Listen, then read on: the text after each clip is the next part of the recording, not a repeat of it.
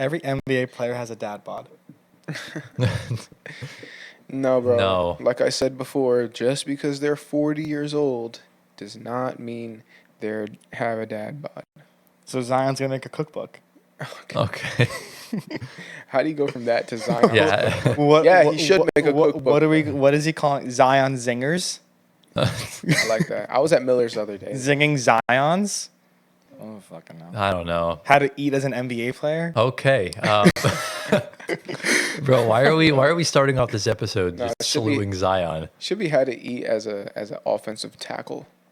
'Cause Ah. He should be in the No, NFL. he could be a pro wrestler. Or the first ever NBA lineman. No, really though. That's LeBron. Yeah, LeBron is also built like a line. No, LeBron's built like a linebacker. Yeah. He could be a tight end. Yes. LeBron LeBron's no. big blocking Not a tight end? No, I think How? Big blocking tight end that can catch. I feel like with a tight end you need to be like thicker.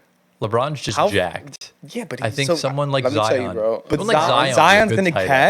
No. catch. Zion can't catch. Yeah, Zion will be a He good catches tight end. lobs. Like what? So does LeBron. He throws them off to himself. Yeah, off but the LeBron I'd backboard. see as more of a wide receiver. Or No. LeBron I actually see as like a strong safety. So LeBron is like way too tall wait. for that. So LeBron is He'll like be a the, D end. wait. LeBron That is would the be good. equivalent to like DK Metcalf, same body build. I mean, bit. a little bit, yeah.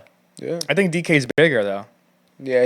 DK's He's a football player. way But if Bron bigger. wanted to put on muscle, he could easily do. We easily could, but it's obviously Right. it's the He NBA. has to There's no yeah. need for that essentially. Yeah, I was just talking about this yesterday with Fetty, how soccer players are built very skinny for their sport.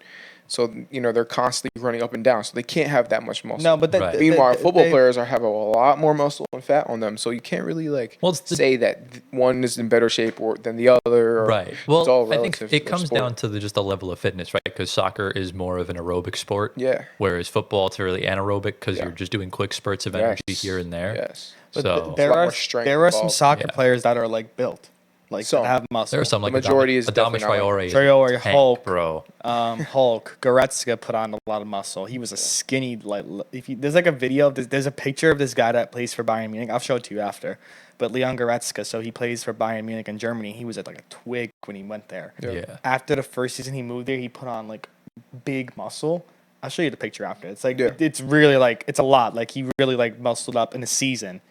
Well, you also got to take into account a lot of know. athletes when they start off, they're in their late teens, early 20s. Right. So you're going to get that natural 20-something strength as time goes on. Yeah. Yeah. So as you kind of like progress into but- like your but the- 25, 26, The 27. majority true. of soccer players are skinny.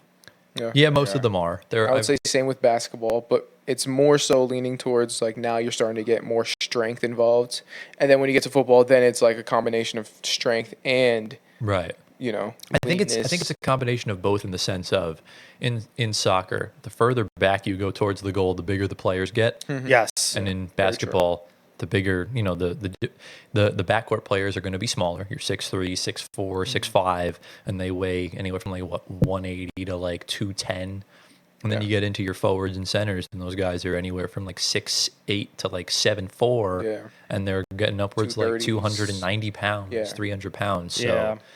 yeah, it's definitely interesting the way athletes are. But what do you think? What athlete, in your opinion, what type of athlete do you think is the most fit? the most fit, The most fit. like in their sport or overall. Overall, like doesn't have to be a league, it could be any sort of sport. I'm Because gonna I pick- know I I'm have gonna my pick one answer. per sport. No, I'm not talking. no. I'm not talking about person. I'm talking about the type of athlete. The most type of Yes. athlete. fit. I think the most fit athlete is either a swimmer or a track and field star. Okay. Okay, it's They, not, it's they not are along the the lines. most. They are the most fit. Mine's more not exotic, You but say more it. different. Mountaineers. What do they People do? that climb mountains. Just Like climb if you're gonna climb like Everest, True. you got all that gear. You Yeah. need to be physically fit, or you're True. gonna die. And also the elevation, right? Exactly. That's Yeah. true. Your body Yeah. really needs to be like if you're doing anything ridiculously extreme like that. If you're doing like any sort of rock climbing, I think you also need that like grip strength and that muscle endurance. Like when I Sure. think of fit, like Michael Phelps was fit. Usain Bolt, yeah. Yeah. fit. Yeah. Like those are two top of my head, like Olympian wise. yeah. What about like astronauts? Yeah, them too. They're fit. Yeah. Them They're too. 100% fit. I would also say, what's his name? Ronaldo. He's Soccer player. He's definitely up there. Yeah. Yeah. If you see his routine, I would also say like CrossFit CrossFit absolutely, type athletes yeah. insane because they combine strengths. So like they're super strong, but they're also have great endurance at the same Very time. physically I fit. think also marathon runners and cyclists, Yeah. same thing. Yeah. Even the people that do like the Ninja Warrior stuff, Yeah. like the amount of times they can just hang on a bar and Yeah. still not be tired is just Crazy. insane. Yeah. Yeah. I mean, I think you're definitely the most fit out of the three of us. Yeah. You guys don't try. If you guys tried, Tyler, No, Anthony, you guys are sleepers. I'm pretty fit If for you 5'8". Yeah. Like I like, but I'm not his size. We're both lean. He's definitely Yes. got some build on him. Yeah, he's defined. Yeah, I'm 5'8", so I have less definition because Yeah. I have less long Nah, arms. you could if you wanted. you could if you worked. wanted to. Yeah. Yeah. It's actually, if the smaller you are, the more opportunity you have to be more defined. Yeah. The longer your limbs are, the harder it is to build muscle. Actually, Can Yeah. confirm. yeah. Yeah. Can confirm. This is factual. This science. is factual because Yeah. I've been 6'5" since 2020 now. So, and I've slowly been just gaining like 1/8 of an inch since, like every year. So, yeah, I think I'm right now like 6'5" and 3/8 Really? officially. Yeah. Wow, So, I'm not counting by the eighths. It's hard. Pretty funny. It's hard to build muscle, especially for me. So, Yeah, because your body's so disproportionate. Like my body's mostly legs, but that's true. yeah, it is what it is. But welcome, ladies and gentlemen, to episode number 9 of the Floor Spacer podcast with Tyler Schwartz, Anthony Kevon, and Giovanni Squitieri, repping his new Twitter account, which is down below on the screen, right under Gio. You can follow him at Gio_SQU. Yeah, just Gio. What are you finding so far with Twitter? How you liking it? A lot of 21 accounts. Look, I'm gonna be honest with you. A lot of 21 have fun. Bro, like I already got like 10 bots in my like request to follow thing, and it's like Yeah. I'm 21. Let's have fun. I'm like, Wait, what was the one that you were laughing about that rhymed? It was that. What was the one that rhymed? It was 21. yeah. Let's have She's fun. like, Oh, it was? she's like, hi, honey. I'm 21. Let's have fun. No, I'm good. Like, bro, the bars are good. there, but like, no, I'm good.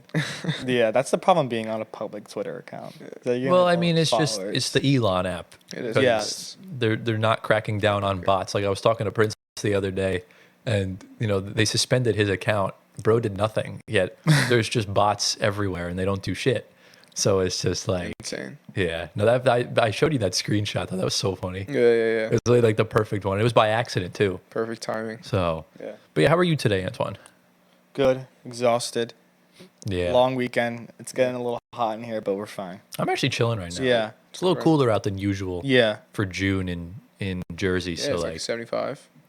Yeah, it's pretty cold I outside. think right now it's not that hot. it is 74 degrees. Yeah, it's not that hot. It's going to get into the 50s tonight. So Wow. That's very weird that's not a drop. for June weather, but The AC is not on. no, it's not. No. So definitely No. something interesting. But make sure you guys go follow Gio on his Twitter. Make sure you follow us as well on our personal Yep. accounts. We're at Floor Spacer Pod on Instagram, Twitter, TikTok, YouTube.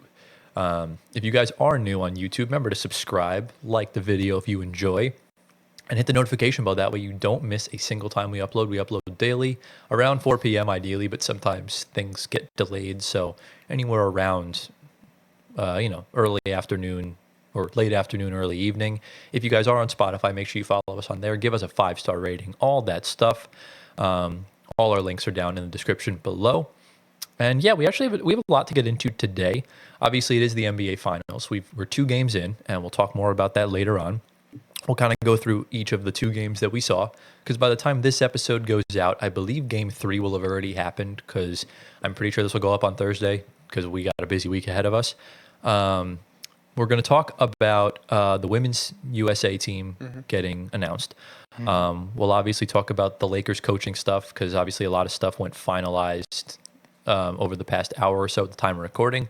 The Utah Jazz, we have some stuff to talk about with them, as well as an ESPN article that we're going to talk about for the first time, sort of kind of reacting to a ranking / grading sort of thing. I'm excited for that one. Yeah, I'm excited for it. And it's your turn, Antoine, for NBA shower thoughts, which is the name we decided on, because it's not really more so of a debate. It's just more so of, it's a question that really gets you thinking. Yeah. And And yeah, and maybe we'll make a logo for it at some point, or maybe we can get Yeah. someone to. If anyone wants it, that would be Like cool. a shower I nozzle. have a good one for today. I don't think you guys are gonna expect it, but it's Yeah, I'm ready. a good for it. one. Should be good.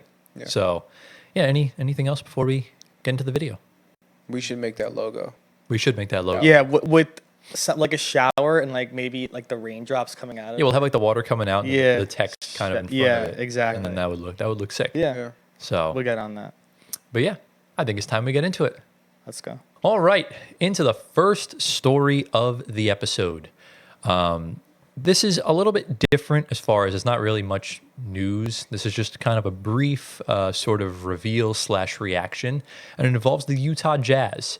We all know that they've been through a bunch of changes over their existence, and they've made another change about 4 or 5 days ago. They just revealed their brand new rebrand for the 25-26 season. So next season will be their last in this current format of the black and the navy and the green and the yellow, a combo that really the current fans didn't appreciate, including myself. I thought it left a lot to be desired. It looked a little too corporate.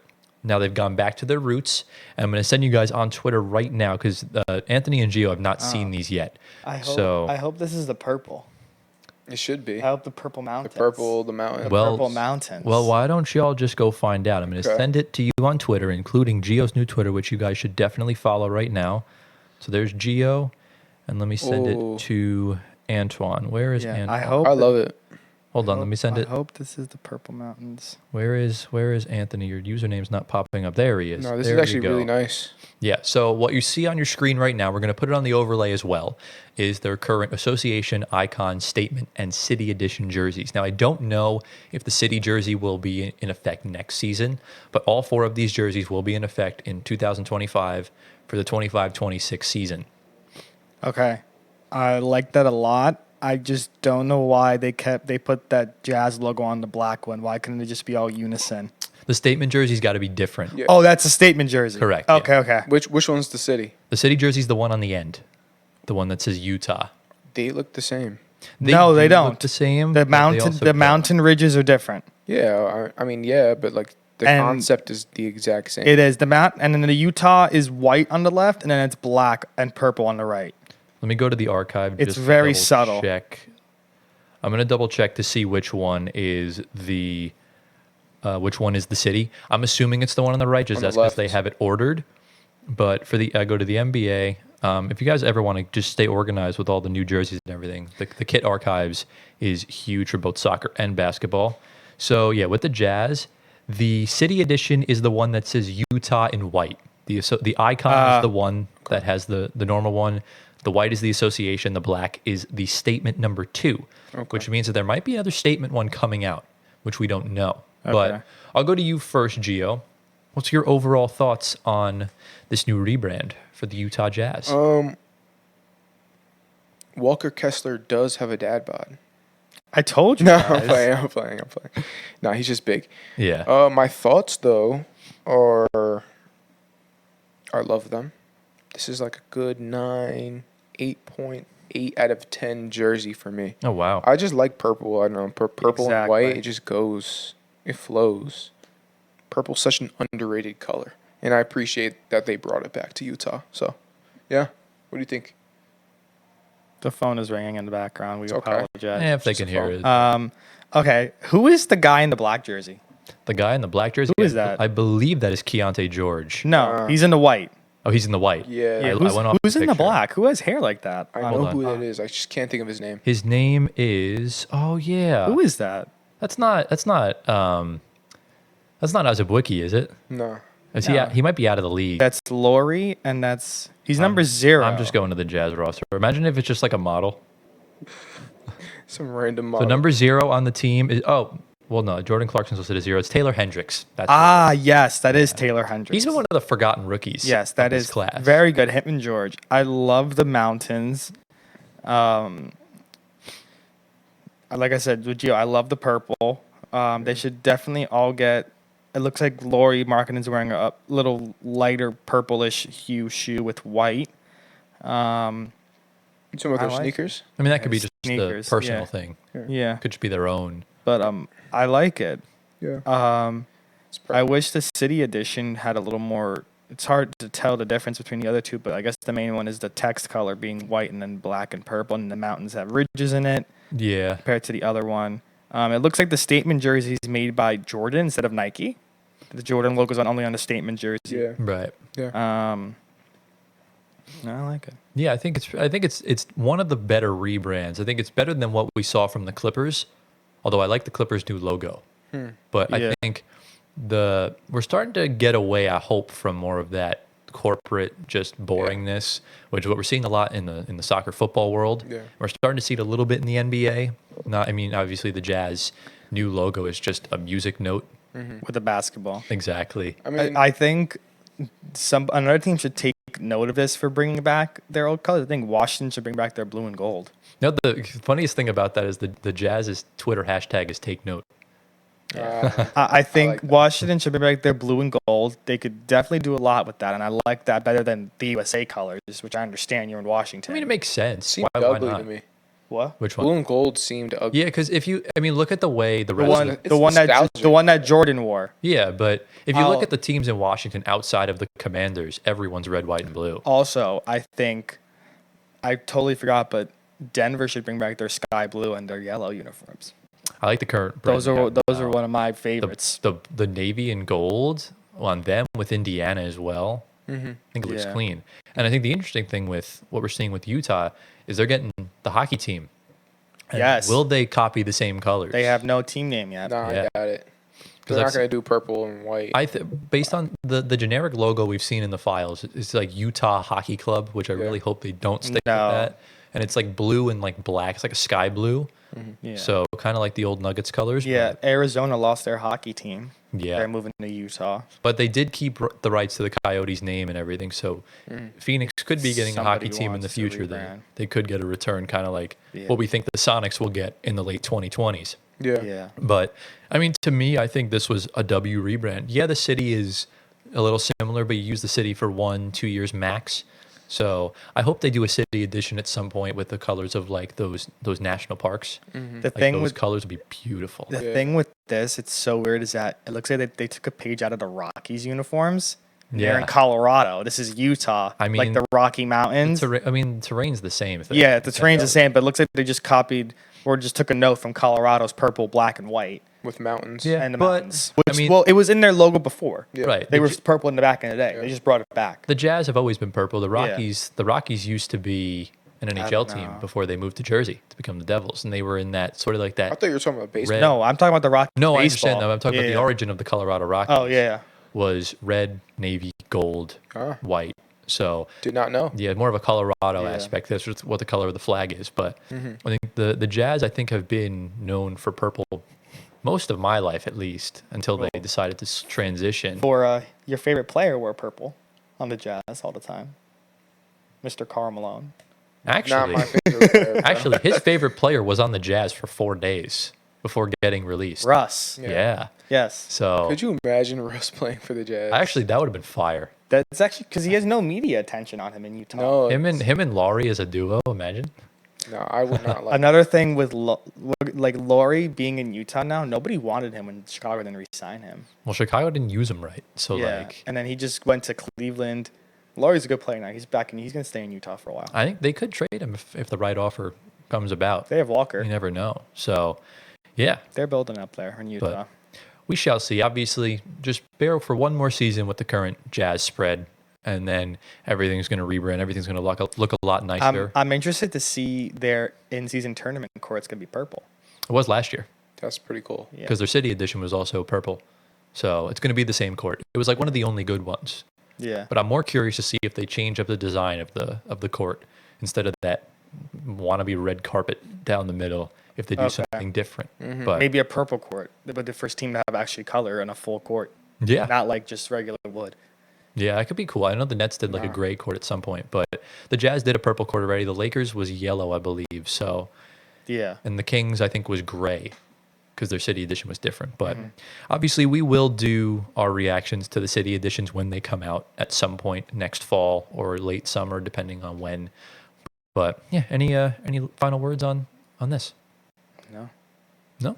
All right, let's get into the next story. All right, into the next story. We're flipping along to the women's side again, but it's not the WNBA.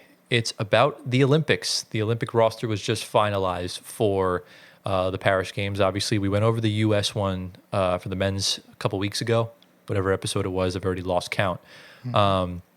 This one's a bit interesting. There was some controversies here and there that kind of, made the media up in arms on both ends of the spectrum, and obviously it's about Caitlin Clark.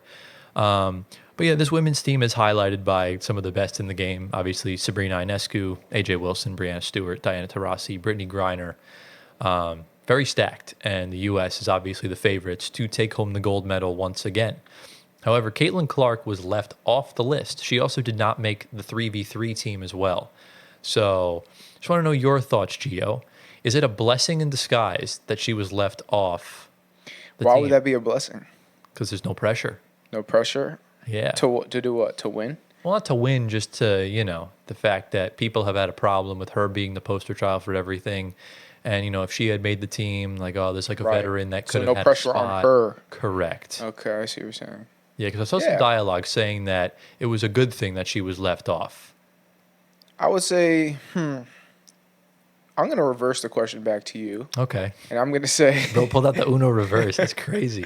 I'm going to say, what did she do to deserve being Exactly. in the squad? That's kind of what I'm saying. Because, look, I think she would be a very good contributing piece on this team.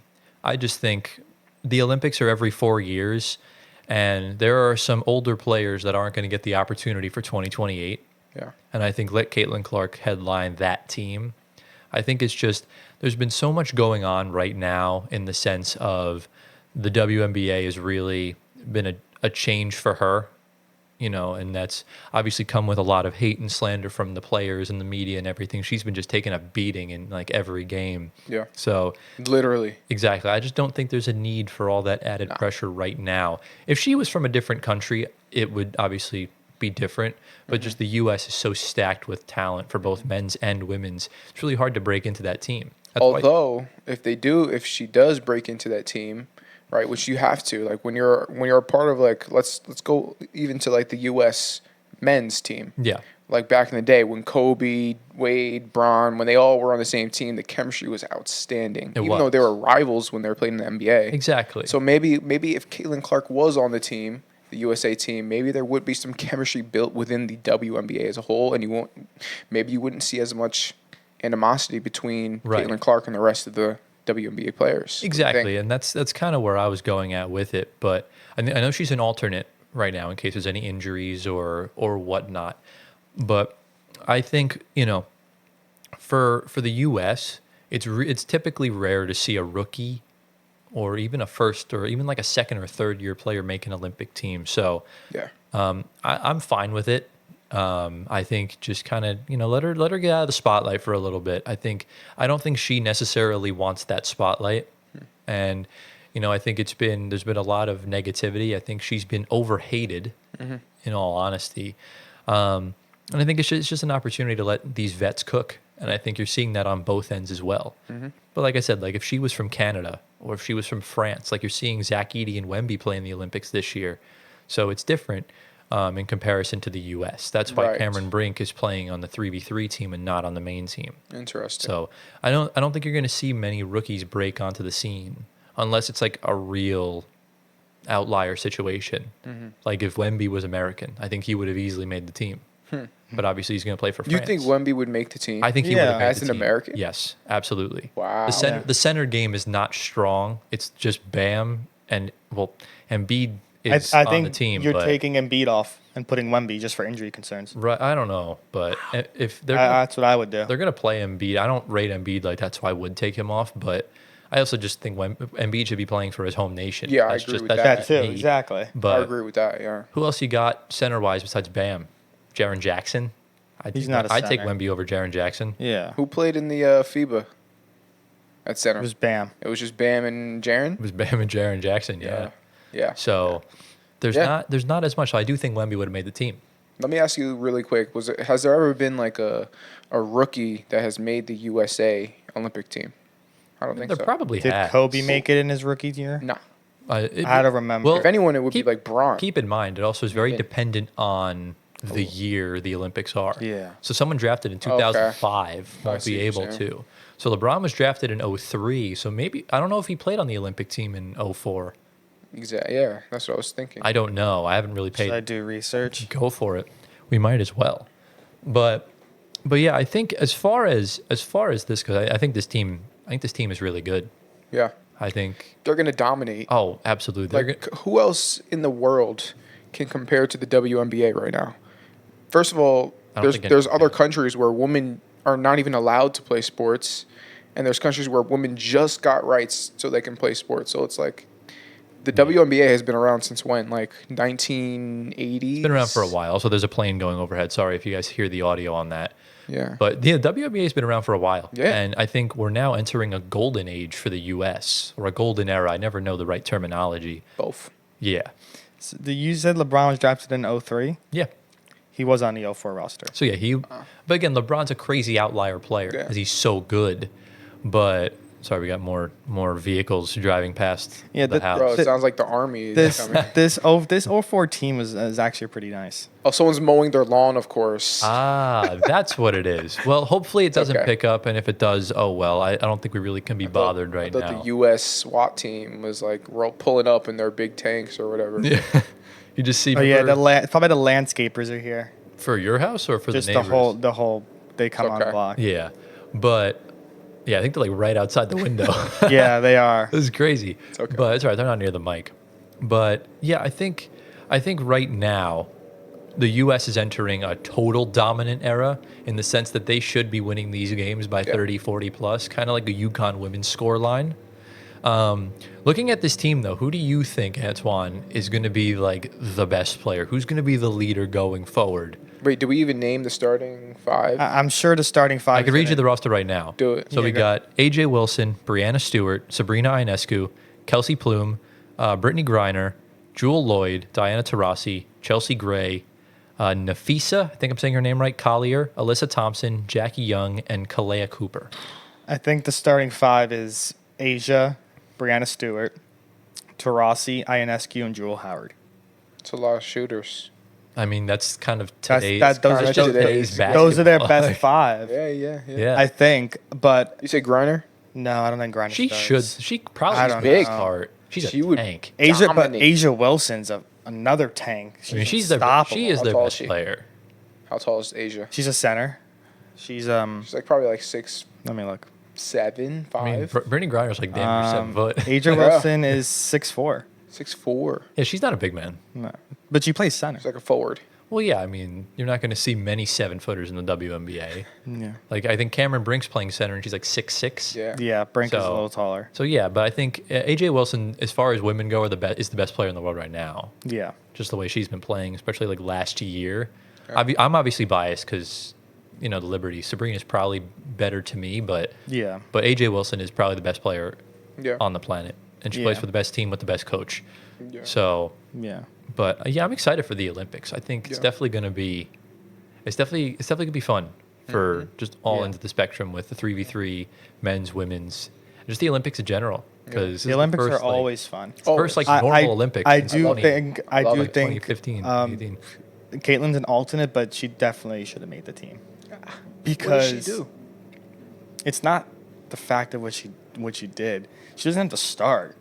She's not on the level of Asia. So tell me one Clark. player you would take off that list for Caitlin Clark. Give me like the bottom of the lineup. I mean, the list was just in a random order. It's not really a depth chart. So I honestly, I don't know Who would you take WNBA off? play. Probably Jackie I wouldn't take Young. anyone off. I don't Yeah. think she should make the team. I don't think so Yeah. either. She didn't I really like- do I anything like- yet. I like She's a Cait- great talent. Yeah, I like Caitlin Clark a lot. I don't think it's necessary for her to play. Yeah. I just don't think I don't so. think she has to play. She can be a bench option. Yeah, but there's no need. There's no this doesn't need to be a PR I don't know. stunt. Right. But say for 4 years down the line, when she's the face of the league, you're gonna leave her off because the players hate her. No, Bro, but by 2028 she'll be a veteran in the league. Yeah. Yeah. And she'll be like the best Because, player on like, the team. yeah. The WNBA has been in the press a lot, but it's not been for good reason at all. You think? Like It's been for both good and bad. I think the majority it's been bad because of Caitlyn stuff. I think they're saying good stuff, yeah, like for the league getting better, but it's just all like bad stuff. It's all Caitlyn stuff. It's all what's going on with like in the games, like with That's the not the bumping and WNBA's everything. fault. That's That's the media's Yeah. fault. The media tries to draw up these controversies, and negativity is unfortunately what gets clicks nowadays. Yeah. And we try not to do that. We try and only do positive stuff in regards to our, Yeah. as far as our posting on our branding and everything of that nature. But I think just as a whole, I just don't think it's necessary for her to play, and I think it's good that she's not on the team for her sake. I think Because- it humbles herself to be better. Well, it doesn't humble her. It does. She doesn't care. At the I don't know. because the media wants you to think that she's the bad guy. The media wants you to think that she's hating everything. But when in reality, she's just doing her own thing. And she's just I saw something really funny too. It's just like this whole like rookie class has been just on the forefront of controversy and negativity, and Yeah. and Kate Martin's just chilling in Vegas having the time of her Yeah, life. Angel Reese has been getting into some things. Like Yeah. she's not even on a team either, but I don't think she deserved to be. I don't know. None of the no no, rookie should be yeah. on the teams unless Yeah. you're from a different country. Yeah. Because in the U.S. there's so many good veterans, there's so many talented players. Yeah. Because Americans dominate the leagues. Yeah. So I think Brink made that 3v3 team because she's tall. Like they need a big body for a 3v3 team. yeah, but I So- think this team gives the vets their well-deserved praise. They're going to get to play. There doesn't need to be, obviously Caitlin Clark would probably be good for clicks and everything, but at the end of the day, that's not what it's about. She would be great for clicks. be great. Yeah, I would exactly. definitely Yeah. watch it. But- Yeah. It's not. I mean, think about it this way now. Caitlin Clark will headline her first Olympic Games in the United States I think that's nothing better. in 2028 That's in 2028. That's perfect. in Los Angeles. That's even better. Exactly. Yeah. So that's at least what I think. I don't think, like Diana Taurasi's probably not going to even be in the league by 2028. Right. No. So let her play in her final Olympics. Give her well-deserved send-off for her illustrious career, and let it be that. That's it. So I think it's just Caitlin's got plenty of Olympics to play over the next 2 decades maybe if she plays that Oh, long. That's I the would hope. I would probably say At least 14 to 16 years from now. yeah. So Yeah. That would be 3 Olympics to almost 4. I'm just interested to see what country can compete against the U.S. I think There's probably not going to be a country, but like, probably. what's like the second best? I want to see that. I mean, That's what I'm typically interested. in any of the American-based sports, it's usually Canada and France and Spain. I was kinda going to have say the best- Canada, Right. Spain, or France. Yeah. Canada's men's team is looking stacked. Yeah. But we'll see if their women's team can do. Yeah. Yeah. But I'm not too knowledgeable on who Canada has on the women's No, side. I have no idea. But I mean, when in doubt, the Europeans ball the fuck out. They So do. They do. you'll see someone from Spain or France Yeah. or Germany just absolutely cook. So and that's exciting times. Yeah. So it should be interesting. But any closing thoughts on this? No, sir. All right, let's move on. All right, into the next segment. This is going to be an interesting one. It's a brand new thing for us. We saw this article on Twitter before we started filming, and we decided to, let's not delve into it yet because we want to save it for the episode. And, well, now's the time. So this is on ESPN Plus. So sorry for those that don't have ESPN Plus, but we're about to reveal everything that's on it anyways. So this was an article. It's titled NBA Finals 2024, the most impressive champions since Jordan's Bulls. So this is the past 25 NBA champions, and they ranked them. I'm not sure what the criteria is based on this ranking because Probably the most dominant. I'm going to imagine so. How do you want me to kind of go through this? We Go- can either go one at a time. We can go 5 at a time. And One then at a time. Focus. We'll go one at a time. yeah, I like this start from topic. 25. We're going all the way from 25 to number 1. Actually, wait. We can go like Wait, 5 no, at a time do until we get to top 5 at 10. a time and then 10 do by 1. 2 by We 1. are Yes. here, bro. We are locked in. On Yes, one exactly. wavelength. All right. Yes. So we'll just we'll go through the 5, we'll talk about Yeah. them, and then we'll go to the next 5, talk about them, and then we get into the top 10, we'll get a little bit more Yeah. Yeah, that's in depth. Okay. Like it. So 25, 4, 23, 22. So 25 to 21. Okay. Correct. So coming in dead last, and when everything is listed, it shows their point differentials and their adjusted PO differentials, which is a lot of advanced stats. So I think that's what it's ranked by. I'm pretty sure. And yes, that is. No, it's not what it's ranked by. No, it might be. I'm like inside my own head. So yeah. Let me go back to the top of the article just to double check something, and then we can delve right in. So I'll just kind of read you, I'll kind of breeze through the first. So obviously the article is stating that none of these teams are on par with the 90s Bulls, Wow. which kind of makes a little bit of sense. I would put But- that 2016 Warriors team better than. Right.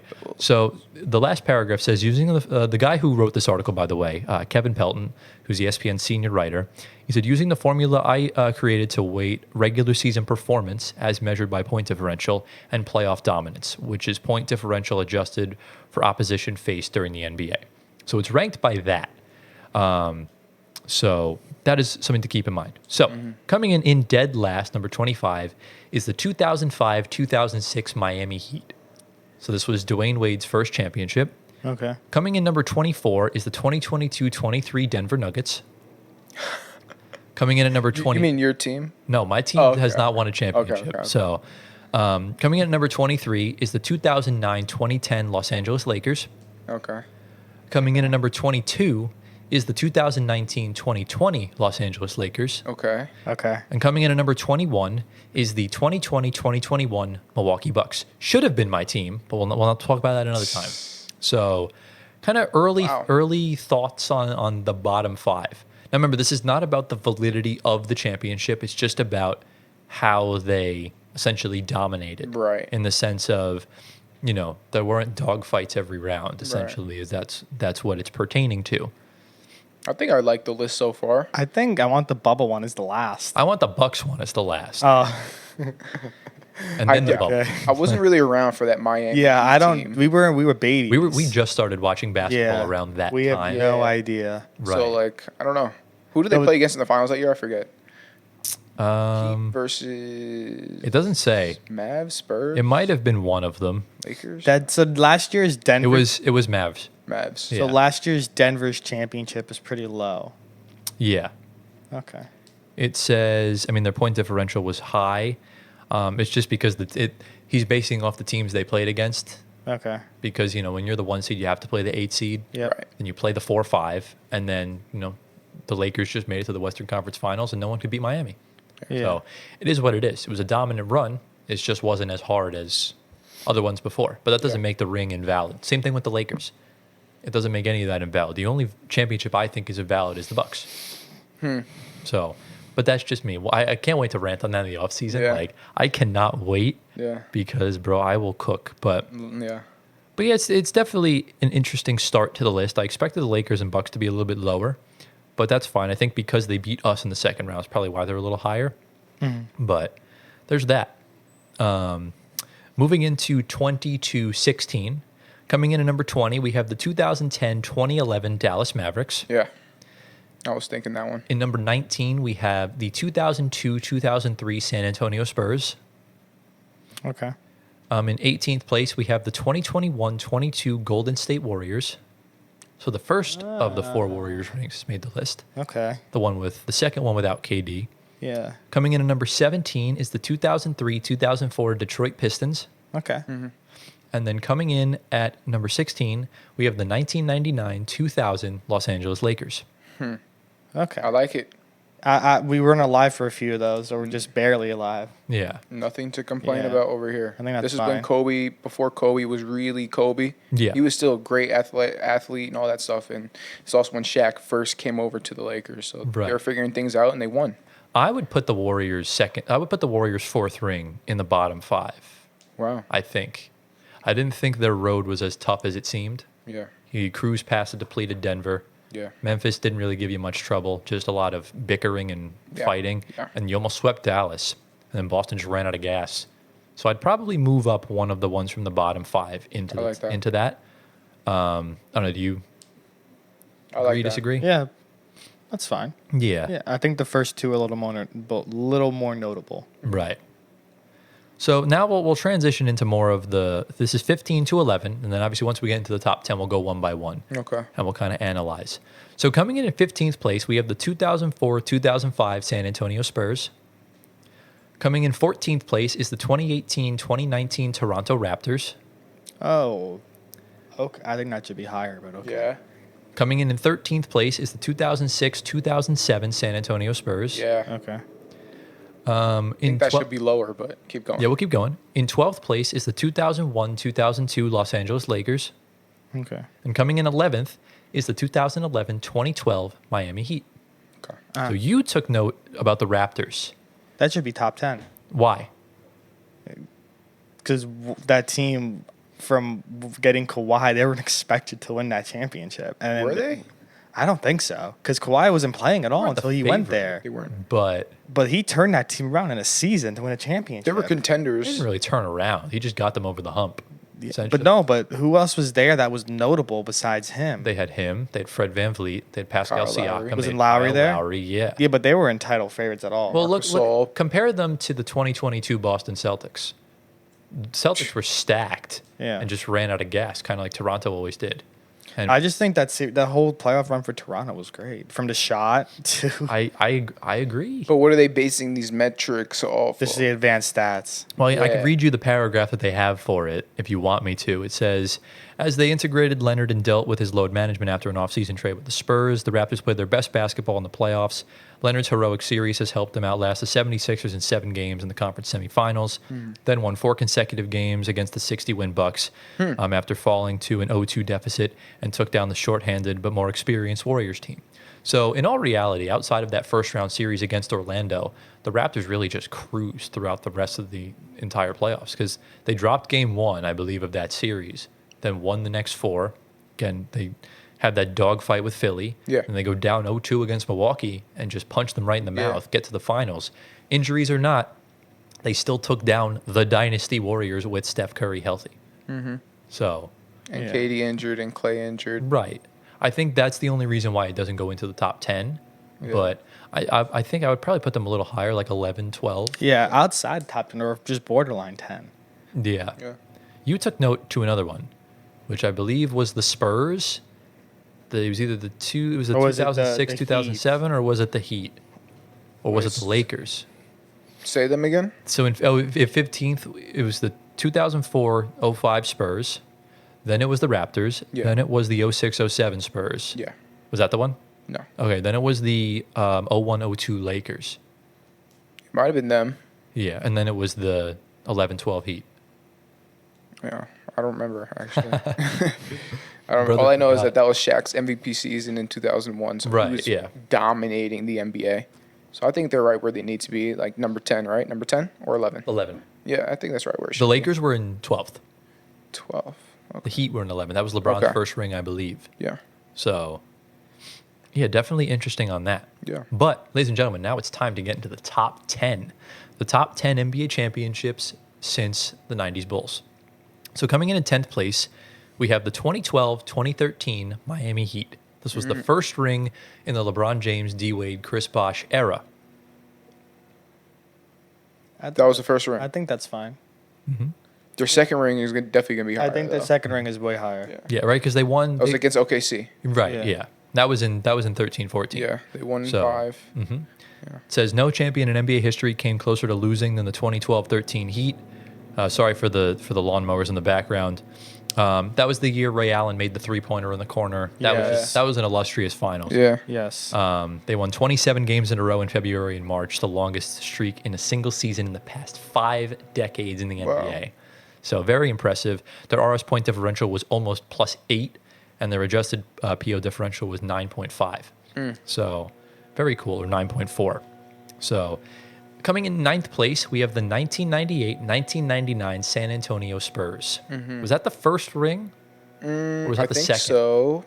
Because they had David Robinson, Tim Duncan, Avery Johnson. They had a squad. Yeah, and this was in the shortened season. No asterisk. It says no asterisk necessary. Playing a shortened 50-game schedule after the lockout, and they were just the best team throughout the entire thing. And winning if it was adjusted to an 82-game season, they would have won 61 games of basketball, which is very impressive. Yeah. But that's what the Spurs do. And that's what the Spurs They do. win 61 games per Exactly. And they took down the 8-seeded Knicks, Yeah. which is probably why they're not higher, essentially. But keep in mind, shortened season, the Knicks maybe could have been like a 4 or 5 seed Yeah. if it was adjusted to an 82-game Yeah. season. So there's that. In 8th place, we have the 2007-2008 Boston Celtics. Now, I'm pretty sure this was the ring with Doc, right? Yes. Okay, so this was a rare W for Doc. The fact that it happened, it might as well just go at number 1. No way, bro. He No, was a good coach. I'm kidding. Okay. But the fact that Doc actually led his team to a championship is impressive in itself. But here, look, they had Rondo, Garnett. That was the core Pierce, four. Allen. That was the core four. My goodness. That should have been the Kendrick year the Nets traded Perkins. for them, not 5 years later. Yeah. Yeah. But Was Perk at center? Yeah, he was. Yeah, Perkins was center, and then they had Big Glenn Baby Davis. Davis. That's now yeah. in jail. Yep. Tony Allen. Don't forget Tony Allen. Cam, That boy that- was locking I up. believe that was the only player that gave Kobe trouble Yeah. offensively. Tony or Allen was a defensively. defensive. He was. Yeah. Man, God. It was the only player that Yeah. Kobe struggled against, essentially. And Kobe said that himself. Exactly. They finished that season 66-16, Mm-hmm. domination, and that was banner number 17. Wow. So They're about to get another one this year. Yeah. They are. So look forward to that for them. In 7th place, we have the 2008-2009 Los Angeles Lakers. I believe was this the second ring with No. the first ring with First Powell? one with Powell. First one with Powell. This is against Orlando, or is This was against the Orlando Magic. Okay. It was against Dwight. the Orlando Magic. Yeah. They This took was they faced off against Yao in the conference finals, I believe. Yao Ming. Yeah. That's Yeah. cool. So With T Mac in Houston? I believe so. I wish Yeah. I watched that series. So I mean, we were what? We were like Yeah, we were young. 7, 8. Yeah. So we're 8, 9. And yeah, this was the first title for the Lakers since the Shaq days. Yeah. Phil Jackson was the head coach. Yeah. So do we have any sort of issues, qualms mean, with any of that? No, No. they had to get No. through Melo and the Nuggets. They had to get through the Rockets with Yao. They had a couple good teams to get This is through. actually a very rare good ESPN list so Yeah. far. There hasn't really been many No. gripes we have. So, and closing out the bottom half of the top 10, in 6th place, we have the 2017-2018 Golden State Warriors. That's fine. I mean, yeah. 2017, 2018. That's the This third. was the That's year the they third swept. ring. okay, yeah. That's Yeah, the this was third when they ring. swept. Cleveland. No, yeah, they swept Cleveland Yeah. when Boston should have made the finals. Yeah. Yeah. But Braun was just insane. Was this the one where JR passed the ball out? Yes. Yes. That was this one. This was Jason Tatum's 19-year-old season. Yeah. Yeah. And could you believe we're in 2024 and he's still 19? It's crazy. It's nuts, bro. With a child. With a child. He's only like, bro, he's in his second NBA finals. in His 3 child years, and might he's turn only 20 19. before he does. Yeah, his child's gonna Yeah. turn 20 before he does. It's crazy. That's crazy, bro. It's nuts. He's a full-on beard at 19 too. I mean, most people do have a beard at 19. You'd be surprised. I don't Yeah. know. Well, you don't. You have a baby. You guys have baby faces. Well, I can have a full face. Bro has a full you got the 10 5 o'clock shadow. Yeah. 10 o'clock shadow. 10 o'clock. Yeah. I'd say more like 2 p.m., but like, Yeah. yeah. But I mean, yeah, this was one of the weaker Warrior rings. There wasn't really much to go through. Yeah. I think. Yeah, he had some difficulties getting past Harden, but like, the Cavs gave you nothing in the finals. Mm-hmm. So it was a quite lopsided one, easy cruise by. Yeah. So yeah, the point differential, the adjusted PO differential was plus 14. That's Yeah. ridiculous. And the That's fact tough. that it's not even the top 5 is nuts. Yeah. So, any movement from 6 through 10? Anything? No. That's good where it is. Yeah. All right. So now we're into the top 5, and I do think we'll go a little bit more in depth on these because these are the best ones. We'll be really critical. Try and be as unbiased as possible with a lot of these. So coming in at 5th place, do we have any guesses actually? Based on the I years think we have that left. this is one of the Spurs championships. Oh, yeah. Okay. I like that guess. Yeah, this is one of the Spurs. They're definitely top 5. I don't know which year. I Who else think could is it it be? 14, 15? No. I think that was the year they won their fourth or I don't third, think it's fourth that ring. one, though. I think both Warriors ones are in this, obviously. Yeah. First two. I think Yeah. the 72 win season is first. All right. Because they didn't. 73 wins. They didn't win. They didn't win the. They didn't win the championship championship. Oh. that year. Yeah. So coming I'm sorry. in 5th place is the 2015-16 Cleveland Cavaliers. Oh yeah. That's fine. I would put that higher. I would put that higher. That's too. LeBron's first year back after leaving Miami. Yeah. Yeah, I do think that's no, it's his Second year. Second year? Isn't That's they- his first year. who did the Warriors beat in the finals? They beat the Cavs, no? In 2015. Oh, yeah, you're right. Yeah, You're right. it was his second year. But that was when This Kyrie, is the one where Kevin Love Kyrie were went injured. off.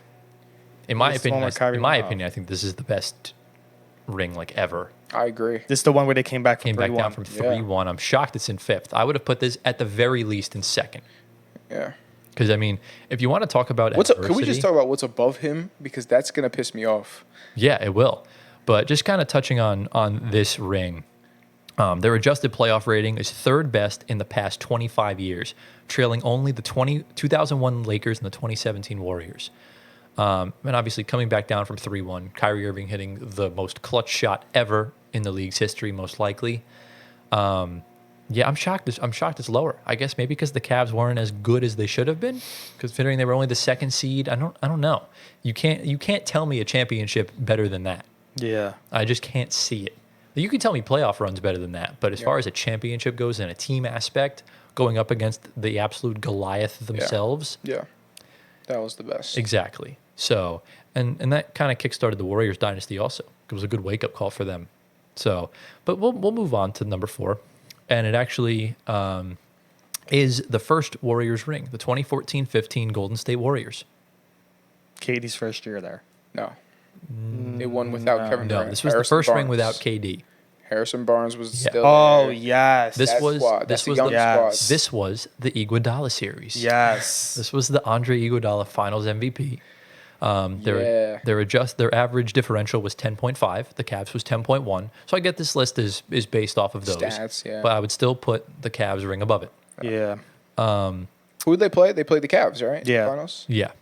This is just unfortunate because if Braun had players around him, he would have won that series. Kyrie was injured the whole I just series. don't think they so were was ready that K-Love. year. And they still got to the finals. That's crazy. Bro, if Kyrie was healthy, matched up against Curry, that would have evened things out.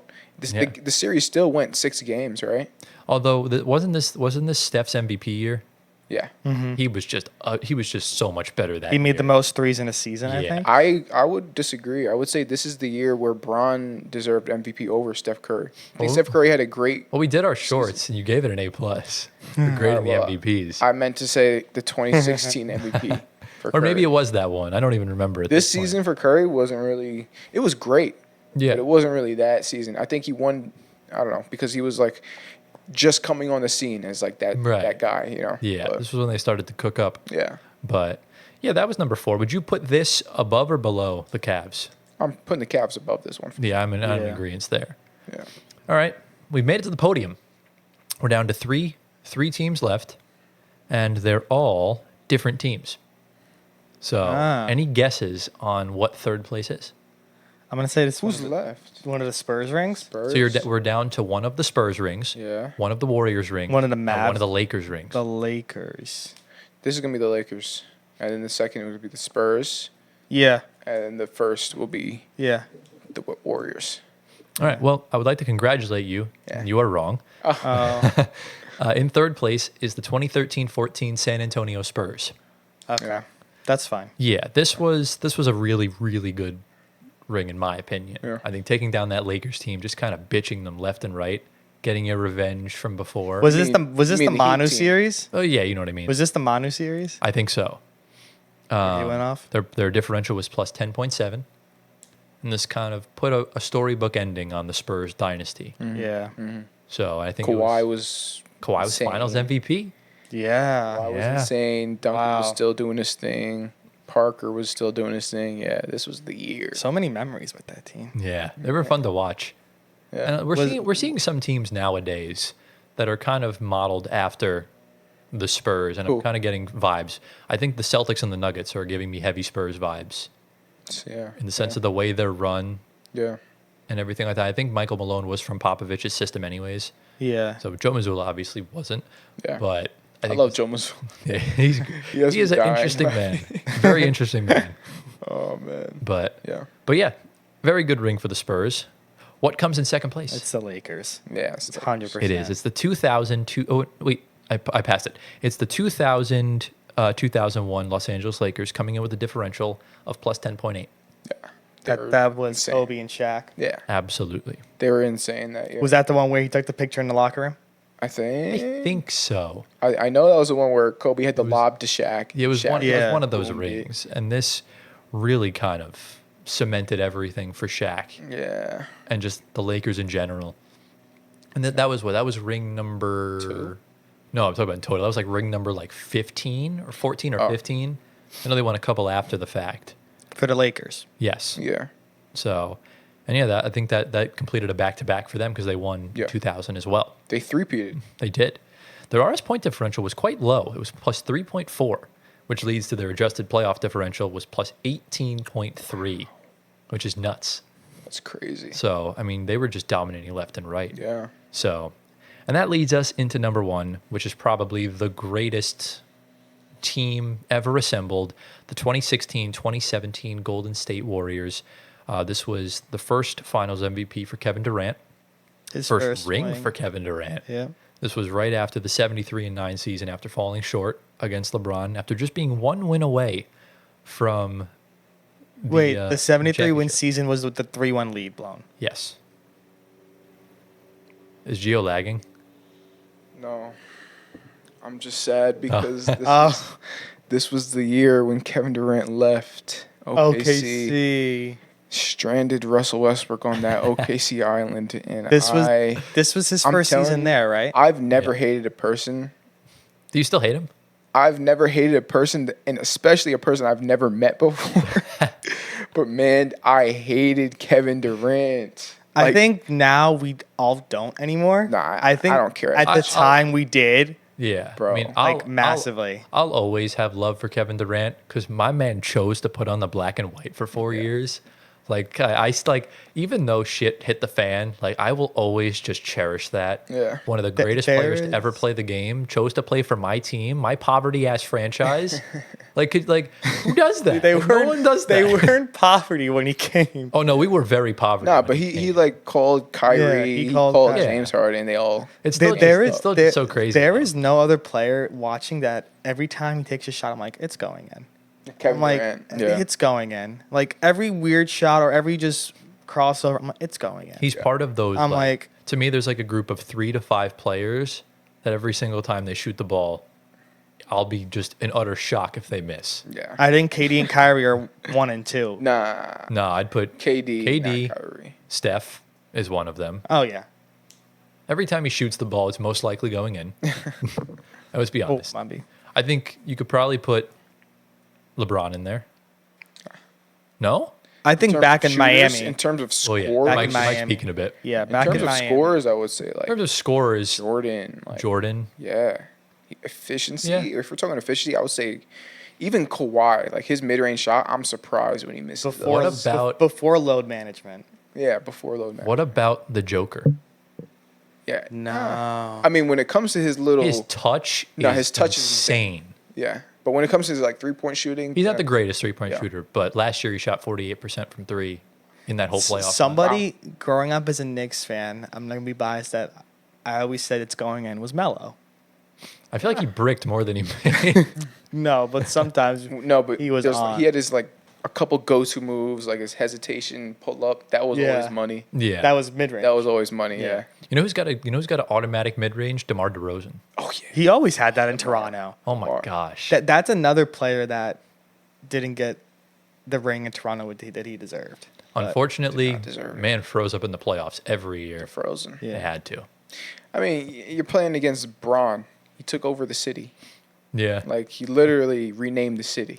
Like it's LeBronto. on the map, it says They LeBronto. did that with the Nuggets this year. It's now Nicola with LA. Yeah, I don't know, but that's it. Nick Nurse's first season there in Toronto. That he came from nothing. I Drake thought he had been there massaging before. him. No, that was his first season there. Because I know Vogel won with the Lakers his first year. That was his first season there. But yeah. no, it's pretty sick. Yeah. But any final words on this topic? This segment went on for a little too long. Yeah, it did. I'm hoping that one of the championships we see in the next 5 years makes that top 5. Hopefully, I hope so. Because this year's won't. I think Definitely not. we need more relevant ones. To Well, go we in don't that know top yet. 5. No, Right, we We'll don't- see. Maybe Even the Celtics still- this We'll year, see. they're beasts. Both paths for both teams have not been Yeah. as tough as it should be. Their differentials are going to be skewed in one direction. You're right. So I Yeah. hope within Yeah. the next 5 Yeah. years we see you'll something. definitely see it. Whether if Wemby gets it done, or if the Nuggets win anymore, or if the Celtics win anymore. You know or what anything easily like for ESPN? You know what? that. Down Sorry. goes the Apple Pencil. You know what easily makes that list completely lopsided is that if the Knicks win a championship in the next 5 years, they'll automatically be that number one spot. I mean, it's not. It's that this list is not based off of market value. Well, I know, but I'm just saying ESPN biased. What? Well, yeah, because ESPN is all Knicks based. Or it's going to be a top 5 win if they're a low seed. Thankfully, we'll never have to worry about that. 'Cause It won't happen. No, Not anytime soon. Not anytime soon. if the Nets win next year, it'll be number one. If the Nets win next year, I think the world will end. I will see a pig fly past this window. But yeah, let's move on. Yeah. All right, into the next story. This is a bigger story, I think, compared to the most. And in all honesty, I really don't want to talk about it, but there's really nothing else going on, so we kind of have to. So lo and behold, it's the Los Angeles Lakers, surprise, surprise, waiting till the NBA Finals to butt their heads in to try and make it about themselves. But, that's what they do, unfortunately, and we have to live with that. As you all know, Darvin Ham was fired back at the end of the first round after they were eliminated by the Denver Nuggets. Darvin Ham, in fact, just got hired by the Milwaukee Bucks to go back on their assistant coaching staff, which is where he was before he took the Lakers job. But today's not about him necessarily. It's about the search. And we saw a lot of smoke over the past few weeks with J.J. Redick getting interviewed by the Hornets, then the Cavs, and then the Lakers. He became a prominent leader in the race to become the Lakers head coach. And that was something that Shams had reported for about a few weeks now and posted about a week ago that he was the main guy. They were close on a deal and stuff like that. And then Woj comes along about 4 days ago and drops an absolute nuke saying that UConn coach Dan Hurley was in talks to get the job, which temporarily threw Shams' reputation in the drink. And, talks escalated. They met on Saturday. And he said on Monday he would have a decision. And obviously we're recording this on Monday because Game 2 of the finals was yesterday. And before we started filming, we found out that Dan Hurley has declined the Lakers job and will go back will not go back. He'll remain at UConn to try and lead his school to 3 national championships in a row. So yeah, obviously we don't know who the coach is going to be yet. It could be JJ, it could be someone else. But we'll go over to you first, Antoine. Just your thoughts on just this past week as a whole. I don't know. I don't know how the reporting goes with head coaching cycles and how they interview, but Hurley was on the list of when Woj and Shams first announced. Mm-hmm. Borrego was there. Who else, Tyler? Borrego, Cassell. Borrego, Sam Cassell, David Adelman.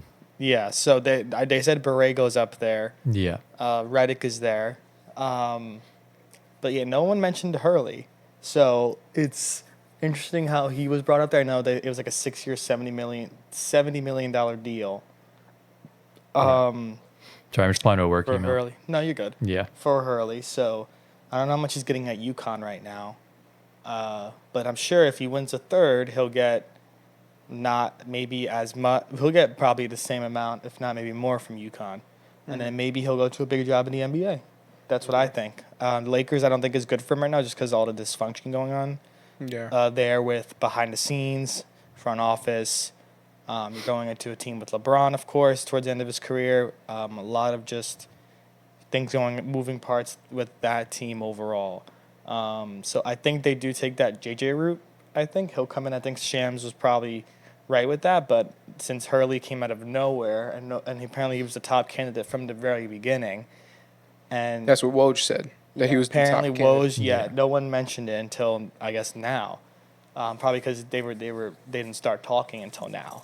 Okay. But they brought in Borrego for an interview. They brought in Redick. Redick hasn't had his first interview yet, so I think they're going to bring him in. And then Shams was probably right, but the Dan Hurley stuff is interesting because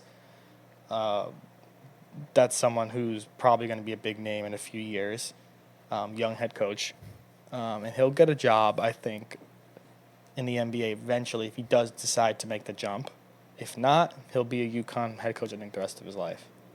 Yeah, I mean, to me, this seemed like a leverage play from both sides because obviously Dan Hurley's done wonders at UConn, and I don't think he was getting paid enough for what he wanted. And I think trying to use the Lakers as sort of leverage to get more money from UConn in an extension, I think is viable. And at the same time, if you're JJ Redick, if you take that job, then you're not calling the NBA Finals. And that's like a once-in-a-lifetime opportunity. Yeah. And unfortunately, he won't get to do it again if he takes the Lakers job after the fact. But, you know, he's going to get to call it. And I think it's just kind of a smokescreen just to kind of let him do his thing. And then you'll see probably maybe at the beginning of July or maybe towards the end of June or before free agency starts in the draft, you see JJ take that job. Because I just don't see anyone else sort of being in the race, being in the mix. And that kind of leads me into a question I want to ask you, Gio. Do you think the Lakers job is one that you would want? Like, if you were an aspiring head coach trying to just do your thing, put your name out there and stuff, is the Lakers job something that you think is good for a coach's career? This can kind of go both ways. I would say yes for the sole reason that you're playing with LeBron James. Not playing with, but you're coaching. You're not really coaching LeBron, but you're co-coaching with LeBron. And so maybe you could learn there might be a few things to learn from LeBron James because he's been around many coaches in his career. And if you're just an up-and-coming coach, you might be able to learn a few things from this guy that's probably older than you, right? Yeah. So that's one. Maybe that could be a yes, but it could also be a no because you're coming into a situation where they've already won a championship. Right. And now they're kind of on the decline. Doesn't look like, they have a championship in them again or not, or even a playoff run in them, I would say. Unless they get a few pieces, but that has yet to happen. It's really complicated if they do. Yeah. Yeah. So if I'm an up-and-coming coach, I would just say no. But it also depends who I am. Like if I'm JJ Redick, yeah, he's an up-and-coming coach, but he also has stain in the NBA. He was a former NBA player. He's a brilliant mind. Right. I would say if I'm JJ Redick, I would say yes to that because he wouldn't be the scapegoat if they were to not do anything. Well, I don't think he would be. Let me counter. Let me put devil's advocate here because we saw just 4 years ago with Steve Nash, a brilliant basketball mind, a great player, and was given the opportunity to coach or co-coach with, or he didn't really coach. I'm not really exactly sure what he did, but to coach with Coach KD, Kyrie, eventually James Harden, and all those guys. And, you've seen when you coach in a big market like that, it's tough. And for Steve Nash, I think it's a difference because I just don't think he doesn't have he doesn't have that factor of coaching. Doesn't have that dog. Yeah, he doesn't. We saw him explode once and that was it. With the Lakers, I think you're wrong in the sense of he would get blamed if they lose. You think so? Absolutely.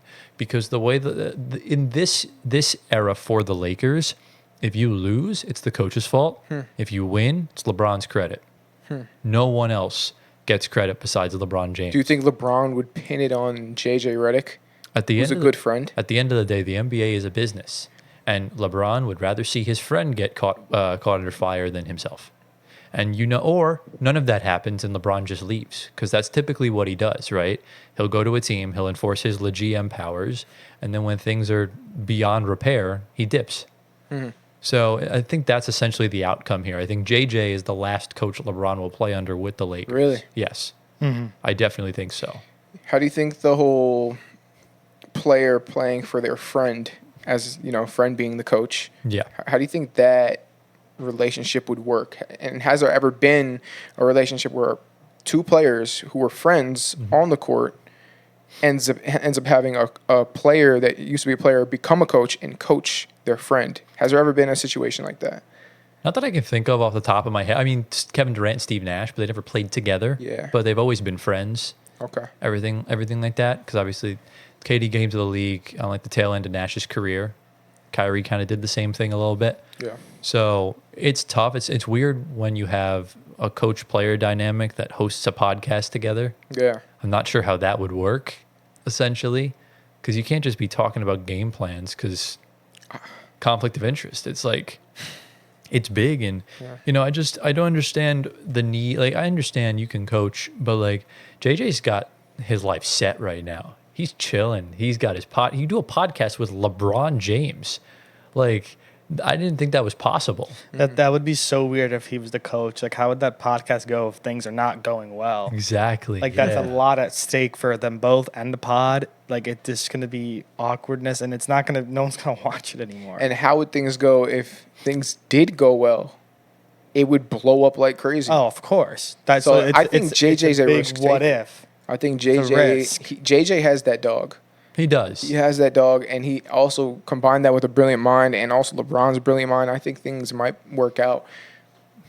That's just me. You never know. It's just I think there's 28 teams in the NBA that are good coaching opportunities. The Lakers and Knicks, they're run the same exact way. It's the same level of market value, the same level of media attention, the same level of just utter chaos. And I just don't think it's good for especially a new coach to jump straight into that opportunity with one of those two teams, especially when you have LeBron James on one of them. Okay. Because LeBron James's PR is just, it can absolutely destroy you. And if you're not playing well, which the Lakers won't, like if you look at that roster, there's not much they can do. But here's the thing. Let me ask you this. The other options for the coach for the Lakers, to coach the Lakers, they're all up-and-coming guys. Right. Right? These so guys, if you're up-and-coming guy and you have no PR whatsoever, you don't want that job. But if you're JJ, you already have some publicity. Right. You go on ESPN First Take. Everybody knows your name who watches the NBA. That it might be more of something that JJ would take rather than these up-and-coming guys that have nothing to stand on. JJ already has something to stand on. These guys don't. But he's only got something to stand on from a PR perspective. Right. Guys like David Adam and Sam overwhelm Cassell, they have coaching experience. Not as a head coach necessarily, but as an assistant coach. And David Adams won a championship as an assistant coach. Darvin Ham won a championship as an assistant coach. And Darvin Ham did a fine job, right? You just managed to run into the one team that you couldn't beat, and that same team blocked you from going to the NBA Finals just a year ago. All right. So at the end of the day, the recipe was working. It's just you just needed to avoid the Nuggets. That's what the Mavs did. The Mavs didn't have to play them.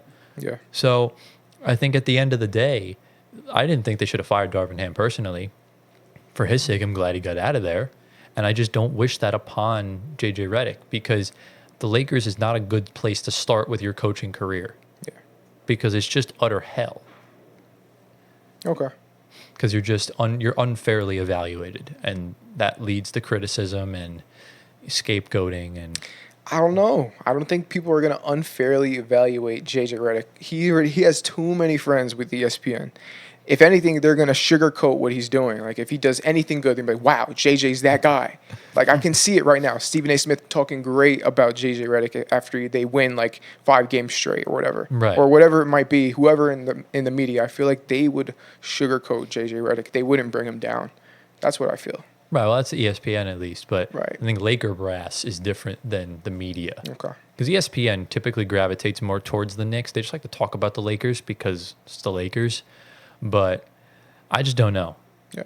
It's definitely it's a precarious situation for sure. And we honestly don't know what will happen from there. But I want to close with this, and I'll talk to you about this, Antoine.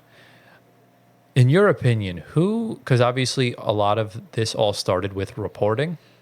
I just kind of wanted to touch on this real quick between Woj and Shams. I just want to know who you think is the more credible source, and do you think this whole week was damaging to either legacy? Oh, God. I don't want to be an SBU alum bias because I went to St. Bonaventure for my grad school, and I was actually on a Zoom with Woj during one of my classes when it was, I think, off-season. No, it wasn't off-season because we were not in school in the off-season. Yeah. Mm-hmm. I think it was around trade deadline time or a little after. So I'm going to say Woj, but if I'm doing not my bias, it's still Woj. Yeah. It's Yeah. It's still. I Still. never That's the yeah OG when right when, there. when he before even ESPN when he was at Yahoo, he was up and coming. They knew he was gonna move. He was the guy that had all the inside sources. He was announcing the picks 5 minutes before they were already on the clock, which was a big issue back in the day, and I Yeah, did we not all- like it at all. Now it's changed, obviously. He's the one that stopped doing that. Yes. Respect. He was Shams the- is doing it for the NFL draft. Shams. Yeah. Woj was leaking all the picks when he was at Yahoo. Yeah. And there was no rule for that because he was at Yahoo. I don't know what the rules are for them there, but I guess it was just whoever reported it first got the credit, and it was him. And he had his sources. ESPN took him on like a year or two after when he blew up at Yahoo, and he became now their lead insider. And Shams came along a year after. I think he moved to ESPN. Shams, has his sources. Mm-hmm. He does what he does. He leaks some of the NFL, even the NBA picks. They go like back and forth, announcing it first, but they do it in a way where it's professional, where they know, like Woj would kind of rearrange his tweets. I don't know if we'll with the draft this year, we'll look at how he tweets things. So Woj doesn't leak the picks anymore. No, but I think last draft and the previous, he's always said, "Oh, the Spurs are targeting this player at number 8." No, he stopped doing that. Really? He'll tweet out after the pick is made. Shams is the one that does that, targeting this guy. Okay, I remember Woj when they took Obi Toppin. Well, they used to, obviously. When they took Obi Toppin, he said the Knicks are targeting Obi Toppin at the 8th overall pick. Back, I think the 2023 draft is when he stopped. Yeah. Mm-hmm. Because, it's good to get your sources out there and good to get like the first person to get there. But at the end of the day, when you cross a line when it just doesn't become fun anymore. Yeah. And it ruins what the draft is about and the mystery of who we're taking, what your team is taking. Before social media came about, when we were watching the drafts, probably like in middle school and high school, we didn't know who the fuck was going on overall. Yeah. Anthony Bennett, when he was taking first overall, could you imagine if we were in shock because nobody had social media. No one was tweeting about Anthony Bennett going first. Right. So we got the raw emotion out of us and even the people like, I don't want my team to be giving away their pick 5 minutes before. I want to watch it live and be shocked in that moment and figure, like with Porzingis. That's why I mute them when the draft starts. Even with Porzingis. Because I just can't. Like when Porzingis was drafted, same thing. Yeah. Nobody knew he was going fourth. No. Right. But for us. I think that's the beauty of it. But I think for me with Shams, and we'll get to you after. I think for me with Shams that just rubs me the wrong way is that I think he senses the level of competition between the two of them. And I think he crosses a line in the wrong way to try and get the upper hand. Yeah. In the sense of when in either a year or two ago when Andrew Wiggins was gone for personal reasons for like 3 months. Right. He finally came back and just said it was a family matter, didn't want anyone to know. And Shams tweets out the very next day the exact thing of what happened. What happened again? His father was sick. Right. But none of us should have known that No. if Shams didn't keep his mouth shut. Right. And that's the issue I have, because there's a level of respect that reporters need to have, and he just doesn't do that. He constantly leaks private information without permission. Right. Yeah. He's basically like a TMZ. Right. Yeah. And- And another thing with Shams, I don't know if you watch him like on FanDuel TV. He works with Kay Adams, who used to be on NFL Network. And Kay is a very attractive personality on TV as a woman. And there's videos of him flirting with her back and forth as he's on her show. Like, you don't see Woj doing that with Malika Andrews on set or anything else. Yeah. Shams is flirting. Shams is getting in his and bag. they always send gifts to each other. Like, they'll be like, "Oh, Shams sent me this in the mail." Like, that's so nice of you. Like, let Shams cook. Shams is like our age. Woj is in his mid to late 30s. Wow, Shams is Shams is in his 20s. Yeah, late 20s, I think. He's way younger than Woj. Yeah, Woj is married in his 40s, 50s. Yeah, Woj, in my opinion, Woj is the most valuable asset at ESPN. I think I would agree. I think he's more valuable than Stephen A. Smith. Wow. Well, yeah, no, because he has the insider info. Because that's Stephen A. doesn't have insider info. Stephen A. does have some. But not as Stephen Woj. Stephen A. is the on-air guy. He's your face of the network. Yeah, that's your talent. Yeah, but Woj is their most important. Because if Woj leaves and Woj is leaking the information, that's a huge L for ESPN. Yeah. You can replace a guy like Stephen A. You can't replace Stephen A., but you cannot replace whatever Woj has done over the past 6-7 years. Yeah. At what he does. Okay. It's like, I mean, the NFL, they have Schefter. It's kind of the same thing with him. Yeah. I think Passan. those insiders, because without Woj, Stephen A. won't be able to do some of the stuff he can do. True. Because Woj provides a lot of it. He provides the information, like on NBA Countdown. He provides the information to Malika Andrews, and then Malika Andrews segues it off to the guys. Very true. Yeah. So didn't think of it like that. exactly. The more you know. Yeah. But yeah, Woj is the OG. So I got to go Woj. Here's what I say. So his title is an ESPN NBA insider. Senior NBA. Senior insider. NBA. The other guys on set are the outsiders. They don't know the info. Well, no, so they do get but- insider info. Yeah, but not. But Woj is getting it to his phone live on set. Stephen A. doesn't have his phone on set. He's the messenger. Yeah. So, but yeah, anything else on this? Team Woj. Shams is young, Team Woj. Yeah, team mode. so he'll mature. Woj right now is Woj the OG. If Shams goes to ESPN, that's going to be pure comedy. It never will happen. Nah. Woj is locked in Yeah. for contract for a while. If he does something else at ESPN, that'll still be pure comedy. Plus, I don't think ESPN would want Shams. Nah. Yeah. They got Woj. They don't need that. He'll No. make his appearances on the Pat McAfee show, and that'll be that. Right. Yep. So Exactly. yeah, let's move on. Yes. All right, into the main part of the show. It's time for the NBA Finals. Now, since this is the finals and it's the last series of the season, we're going to go game by game. But just as a quick, brief overview, the Boston Celtics and the Dallas Mavericks obviously are the two teams in the NBA Finals if you live under a rock. And if you also live under said rock, then you'll not know that the Boston Celtics are up 2-0 on the Dallas Mavericks going back to Texas for Game 3, which will go up, I think will happen on Wednesday. So it's been a very interesting series so far, but without revealing anything from the games, I'll just quickly ask you guys, what are your thoughts on the series so far? Just been Celtics. That's all I can say. It's the best they've played so far this playoffs. Yeah. And I think they're doing it at the right time, of course. They have, it's the four guys. It's Tatum, Brown, White, and Holiday. Yeah. That's literally what it is. Because Horford's there. Tingus is missing a Tingus. So he's out for... Is he out for He's not game even three? he's not even out. Yeah, but I would assume he's not going to be back. I don't know. I think We'll see. he might play. He's fine. Yeah. I don't know. We'll see. I saw he was limping. Yeah, he's fine Yeah. though. Yeah, Okay. but for his height, it's 7'4", and his height and his weight. Could be a problem. Yeah. He's gonna play. He's not 100% though. No, He he's hasn't not. been 100%. No. So he'll be fine. Yeah, and then the Mavs, I don't know. Kyrie and Luka have been kind of cold, I feel like. Nah, not Luka. I think more Luka hasn't been cold. Luka's averaged 31 this playoffs. I mean, not the playoffs. I This think finals. yeah. He could do a little more, I feel like, but I think I Kyrie's think been more cold. Luka in the fourth quarter hasn't been good. Yeah. But I mean, what do you? I mean, We haven't been seeing a You're lot, getting blown out. of yeah, but when you're a combined 2 of 10 from the field in the fourth quarter over the first 2 games. yeah. the first game you can't really count that. They're Right. down 30 going into the fourth, right? Yeah. Around so, that. well, yeah. Let's talk about game 1 then. All right. I Right. don't remember much from Yeah. one. So game 1, it's all right. There wasn't really much to remember. Celtics won 107-89. Just absolute clinic, absolute domination from really everyone across the board. I mean, the Mavs shot 25% from 3 compared to the Celtic 38%. Yeah. So that's obviously a big part of it. The Mavs missed 7 free throws in game 1 as well. I heard they're the worst free throw shooting team in the playoffs. Yeah, the Celtics had 9 blocks as well compared to the Mavs 1. Wow. Which is a big swing. The Celtics, I think, also out-rebounded them 47-43, so it's kind of close. Not much there.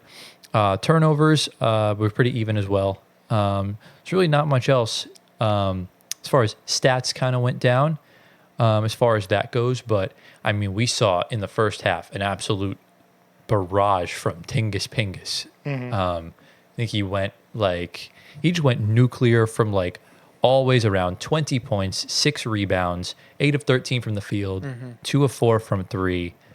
Just absolute heater, just that entire first half. He had 7 in the first.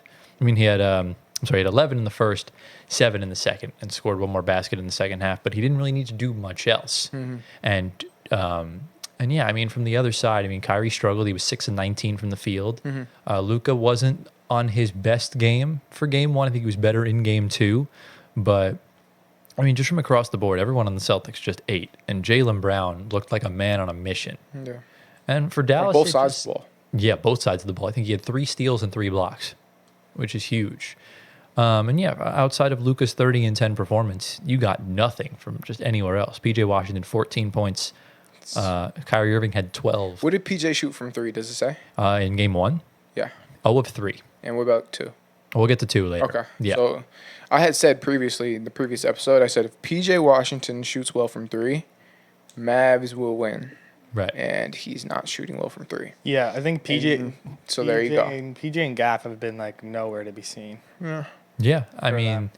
that's what happens when you go up against the best record in the NBA. You know, I understand the West has been stacked, but I do think the Mavs had the easier path as far as the West goes. Obviously, the Celtics had the easier path to get there, but the Mavs compared to Minnesota, I think went through much more of an easier time. You go through the Clippers without Kawhi Leonard, you play the inexperienced Thunder, and then you play Minnesota after they were exhausted in a 7-game series. So maybe they weren't as battle tested as we thought. Potentially, I don't Talking know. about The Mavs. yeah. Maybe they weren't as battle tested as we thought, or maybe the West is so stacked that they just wasted all their energy. Tired out. Everyone just beat each other up. The Celtics didn't have to worry about that necessarily. It was a breeze for them. Jaylen Brown said he was watching Harry Potter for like 9 days straight. Yeah, and because he's like, was I binge didn't watching. have a family or a girlfriend. I'm just Yeah. watching Harry Potter.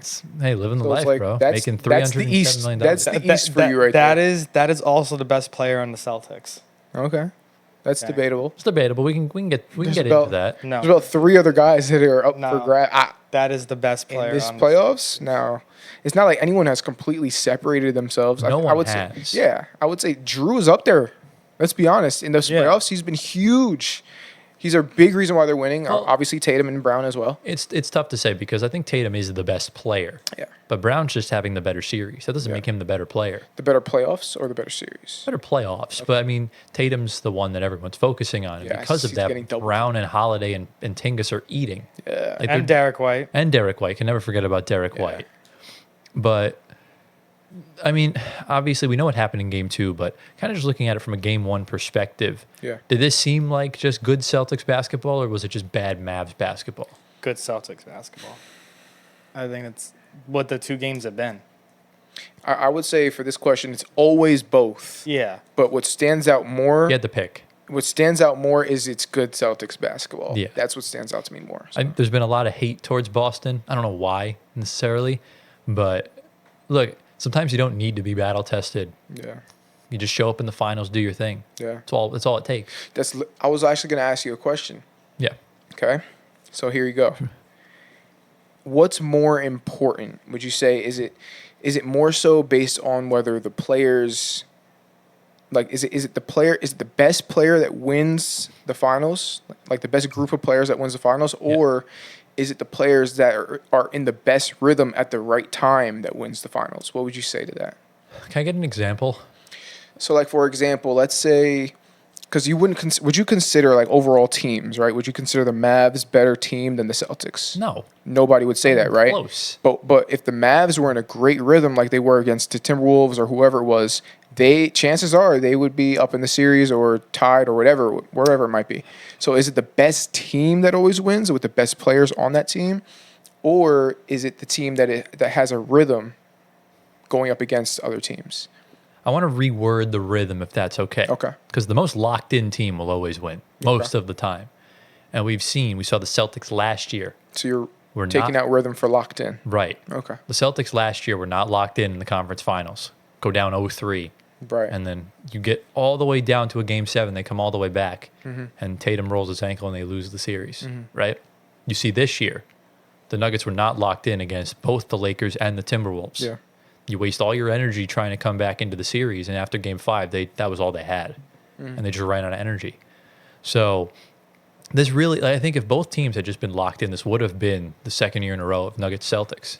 And I think the NBA Finals probably wouldn't have been this much of a snooze fest, essentially. Yeah. But I do think it's if you're locked in, you're going to have a good rhythm. Yeah. Because if you're not locked in, you're completely out of whack in all ways around. Yeah. So I think that's kind of the thing with it, for me at least. Obviously, I think in the conference finals and the NBA finals, talent really needs to display because that's when every single possession matters so much more. Basketball IQ kicks in to to its highest capability or capacity. And I think with that, it's like a domino effect. It really just trickles down to everyone. Yeah. So you're saying, what are you saying? So in short, I do think talent plays a role, but at the end of the day, it comes down to you who's need locked to be in. locked in. Okay. You need to be locked in. I agree with that partially. I would say it more so leans on the better team, the better talent. Right. Based on what I saw last night, I saw Derek White, who is their 4th/5th option. Mm-hmm. He was the guy taking shots at the last second in the shot clock. And Yeah. he was making threes Mm-hmm. last second in the shot clock. Like, who's your 5th option on the Mavs? Like, Derek Jones? Like, there's Yeah. no way he's taking that shot. So, like, I That's- think the team with yeah. the best talent, I think they're always going to win.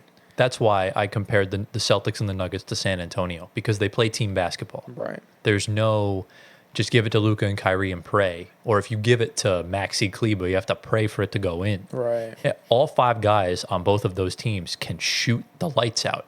And if you're in a clutch situation and you either have the ball in Jokic's hand or in Brown's hands, I'm chilling. Or Yeah. even the 5th options. If you have the ball, if you're low in the shot clock and you have Derek White and KCP, easy. Like there's confidence that they'll make them compared to a Derek Jones or any other unproven 5th option. Like, these guys are winners. And I think you're really seeing that from Boston. And that's why I just don't like the media in the sense of, like, Jason Tatum's playing great team basketball. Yeah, he's not shooting great.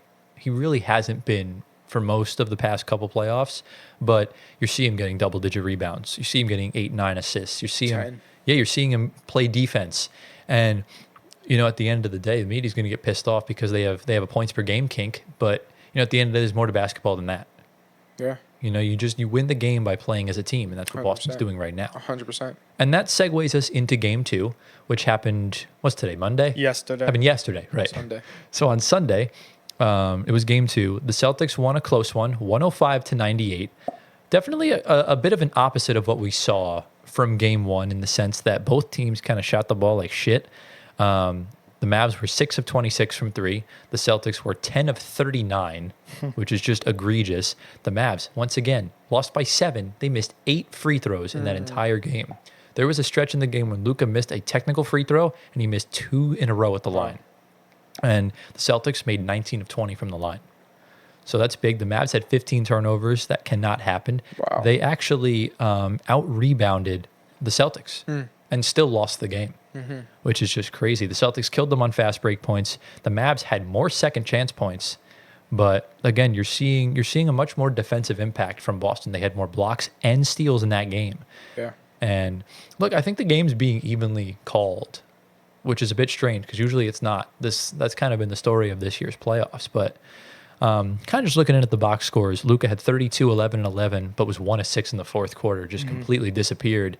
PJ Washington played better. He had 17 points, back to what you were saying, 1 of 5 from 3. Again, that can't happen if the Mavs want to win this series. And really, aside from that, Kyrie struggled again. yeah. 41 minutes, played every single second sweat drop of the game, had 16 points. Yeah. That's something you can't really expect from Kyrie. Well- I'm going into the series thinking Kyrie's going to do his thing. And if he has games like this, the Mavs, of course, are not going to win. Right. You know? Well, here's the thing. For me, I experienced 4 years of watching Kyrie play for my team. You can count on him to show up against every single team except the Boston Celtics. That's just been a matchup nightmare for him. The only time he cruised was when we won the series against them in 21, when they didn't have Jaylen Brown and we were healthy, and he didn't need to do much. Yeah. So, 7 of 18 last night, 0 of 3 from 3, only went to the line twice, which is an ethical stat, but, That can't happen. Kyrie Irving going to the line twice yeah. can't happen. On the Boston end, Tatum had 18 points, 12 assists, and 9 rebounds. Uh-huh. Again, playing Yeah. team. He's playing more of a complete game. Yeah. Yeah. You don't need him to score 50. Nope. Derek White, 18 points, 5 rebounds, 3 steals, 2 blocks. Yeah. Jaylen Brown, 21 points, 7 assists, 3 steals. Drew Holiday, 26 points, 11 rebounds, 3 assists, 11 of 14 from the field, 2 of 4 from 3. Yeah. That is impactful. What do you do in defense? Any blocks, steals, anything? He had 1 steal, 1 block. I want to see one. But That's not bad. he guarded Kyrie the entire game, Yeah. Yeah.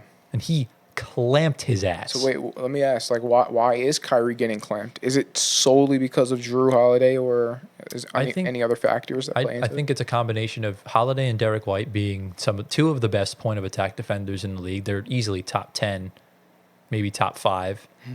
And then you just look at the rest of that lineup, just length galore. Pause. And It's athleticism. Yeah, Jaylen Brown. Yeah. You don't want him to get switched onto you. exactly. That's why I think when you come up against those teams like Boston, Denver, Minnesota, I think if Minnesota had swept Denver or at least 1 in 5, I think they probably would have had a better shot. But look, you play the games, and that's exactly what happens. Yeah. And then Porzingis even still played decent, 12 and 4. So not bad. But what did you see differently, Antoine, in game 2 compared to game 1 from both teams? Because we definitely saw a lot of changes. I think the Mavs definitely kept it close. When I came home to watch it, it was close all the way to halftime. Yeah. Like 1 point back and forth. Even close into the end of the third, fourth, and then the Celtics kind of pulled away.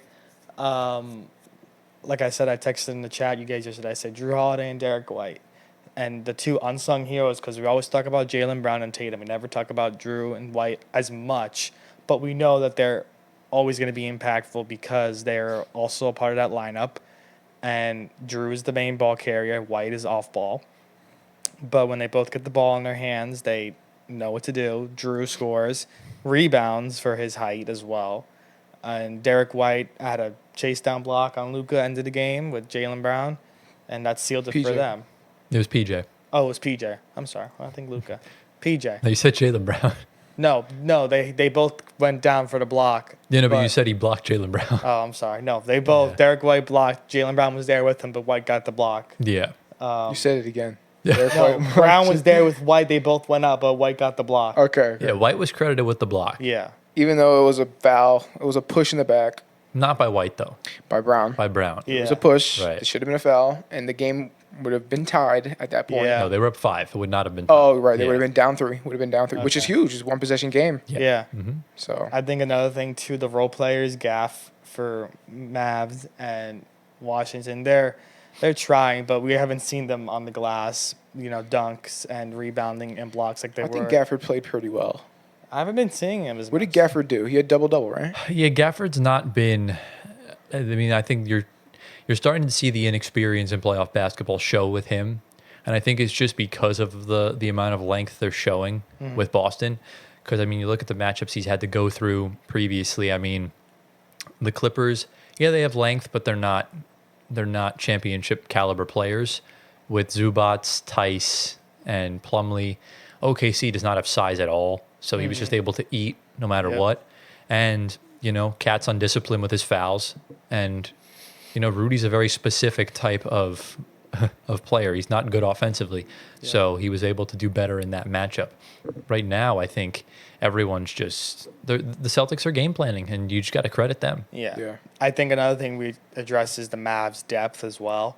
Not saying the Celtics have big bench depth either, but I think obviously their role players, I think, are a little more experienced playoff-wise and just veteran experience-wise than PJ and Gaff, who came from losing teams in the same season to a winning team. Yeah, It's hard to kind of get from bottom of the barrel to the top, and you're guarding the best players in the playoffs. Right. And even their bench, it's kind of thin. I don't think Tim Hardaway has played at all.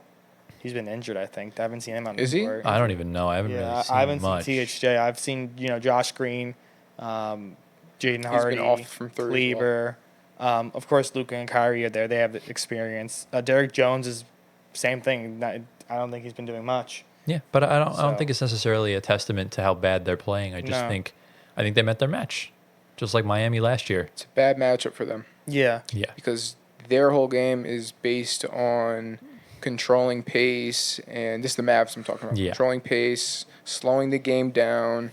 They're not a fast-paced team. We know that because Luka's the main guy, of course. right. When you're playing against guys that are just straight athletes, like the Celtics have, It's tough. and they're rested, fully rested, Mm-hmm. that is difficult to play against, and it's just a bad matchup. That's what we're seeing right now. Yeah, and the Celtics do have depth. They're bringing Yeah. Tingus Pingus off the bench. Yeah. Yeah. He's dropping I mean, 20 points in a finals game. For now, but he should be a starter.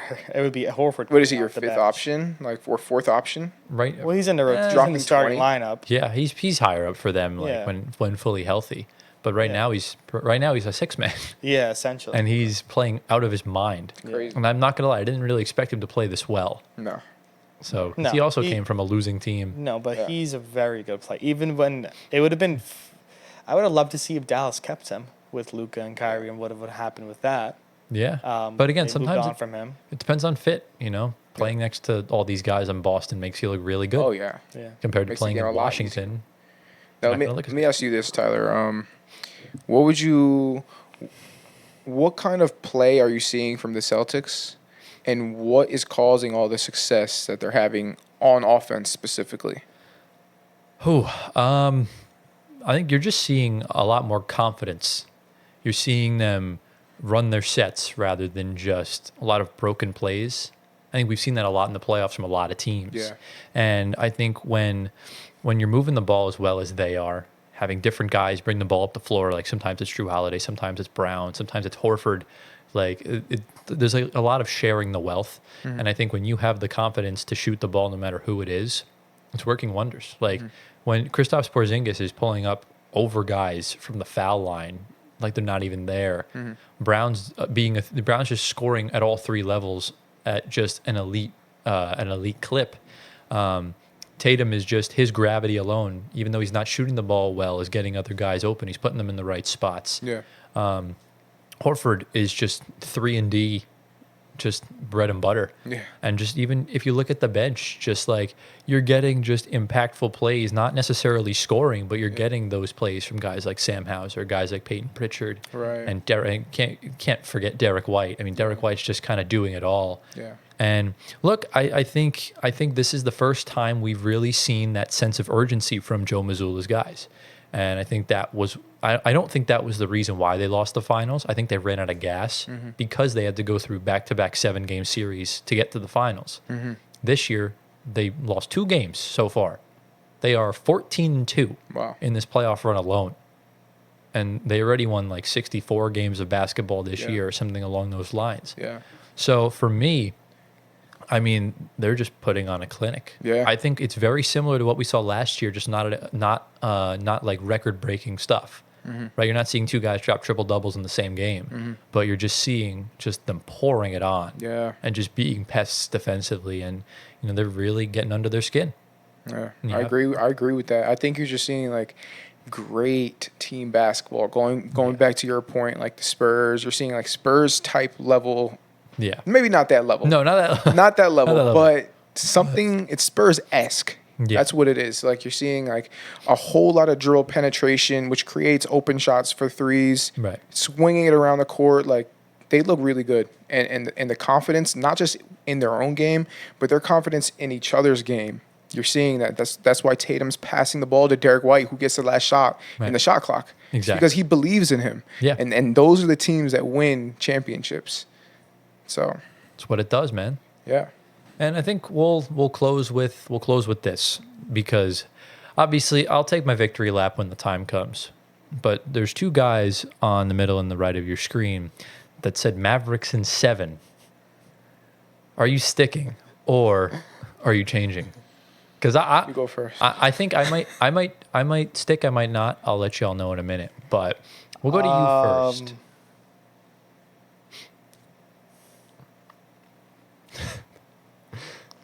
I can go first if you want. Yeah, go first, bro. We don't want ahead. radio You silence. go Okay. first. So I'll say, oh man, it's so hard to stick with your pick, especially after seeing Peyton Pritchard hit a half-court buzzer beater.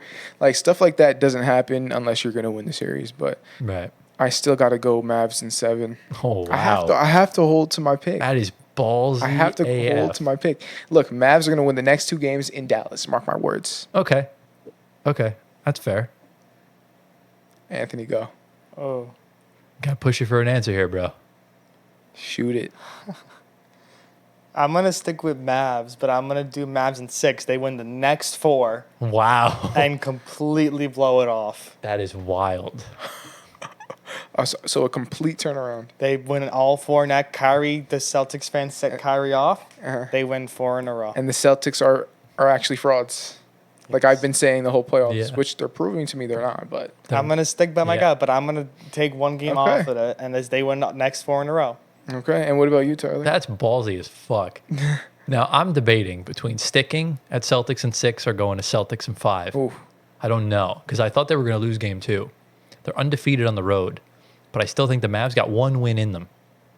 But Game 3 or game 4? It has to be game. Well, it could be game 4. Yeah. It could very well be game 4. It could be game 3 too. I think you're going to get a fluky game 3 performance from the Mavs, and I think they'll win. PJ goes like 3 for 5. Yeah. From 3. I think the Celtics are due for another brick fest. Yeah. Yeah. But I think for now I'll stick with Celtics in 6. Okay. I don't really like changing my predictions. Had someone on the Mavs gotten injured, I probably would have said Celtics in 5, but I'll stick for now. And look, right now I think my Finals MVP pick of Jaylen Brown is off to a very good start because I think it's quite clear, even though he's the betting favorite, I do not think Tatum is winning.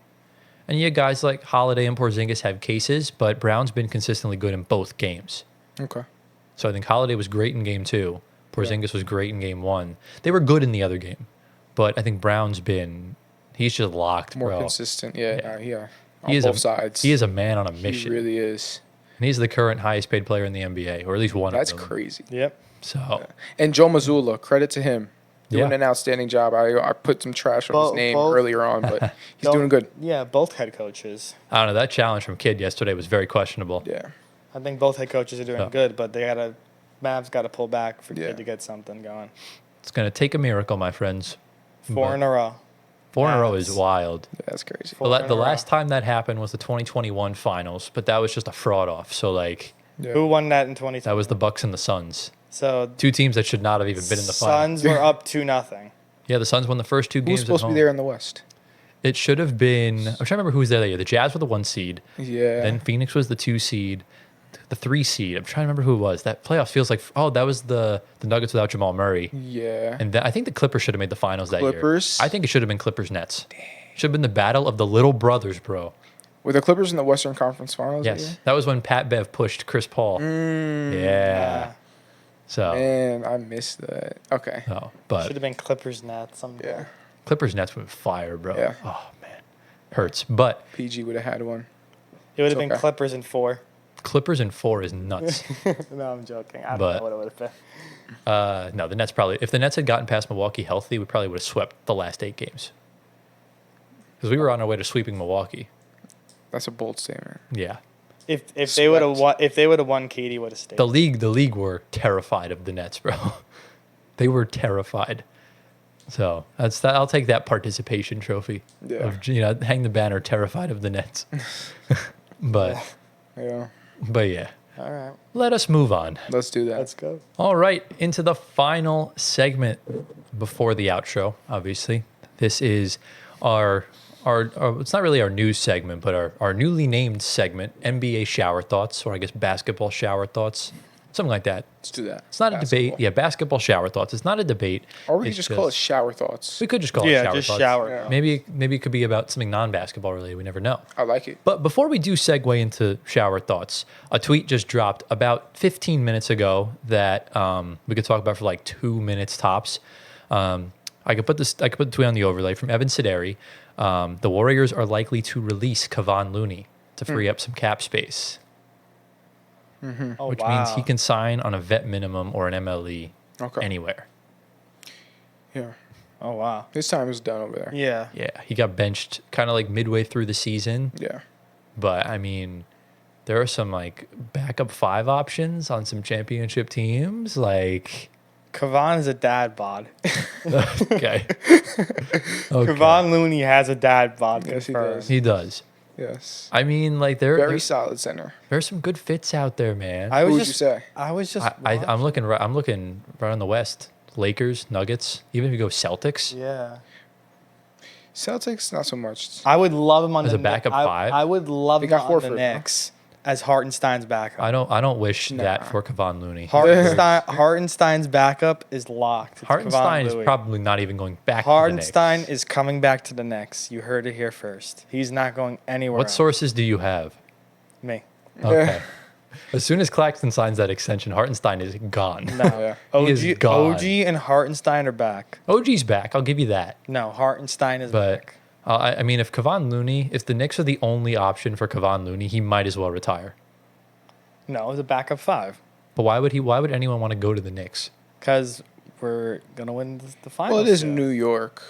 It is in New Go York. New York, go but, New York, go. Like, why would you want to go to the second best team in New York? Oh yeah, it's so. They're definitely better than the Nets, bro. Yeah. Oh well, clearly. But the thing is, we're supposed to suck. They're not, and You they've always sucked. I don't So, think like, he wants. Bro, to, they went to the second round. What is the second round or They went to the second round. I don't think he wants to play at the Barclays instead of the Garden. We don't Who wants really- to we do don't- that? the Garden We're is not even. legendary. We're not even offering. Come Who, on. who wants to do the Barclays? Go to the Garden. I prefer the Barclays Center. Plant There's a your vibe. plant your seed at the Garden, and then you grow. Yeah. Why haven't the Knicks won a championship since like the 1500s? Because the Garden's upside down. The 1500s. Because the Garden's upside down. Yo, the 1500s got it, bro. Yeah, bro. Yeah, right. But no, I would love to see him on either the Celtics or the Nuggets. Celtics or Nuggets. Backing up Jokic. It's not bad. I think they need that a backup Yeah. five. Yeah. I don't think that's bad at all. There'll be some other options out there besides him. Celtics, Sure, I don't think other the guys. Celtics really need him. Right? Do I they? mean, how long do you expect Horford to keep playing? Horford is a beast still. No, but do you think he might, if they win, he might call it quits? you Why? know? He's still playing great. I know, but he's like pushing 70. Yeah, he can't run anymore. Are you kidding me, bro? He was running up and down the floor like he was. He started the 25. game with a dunk.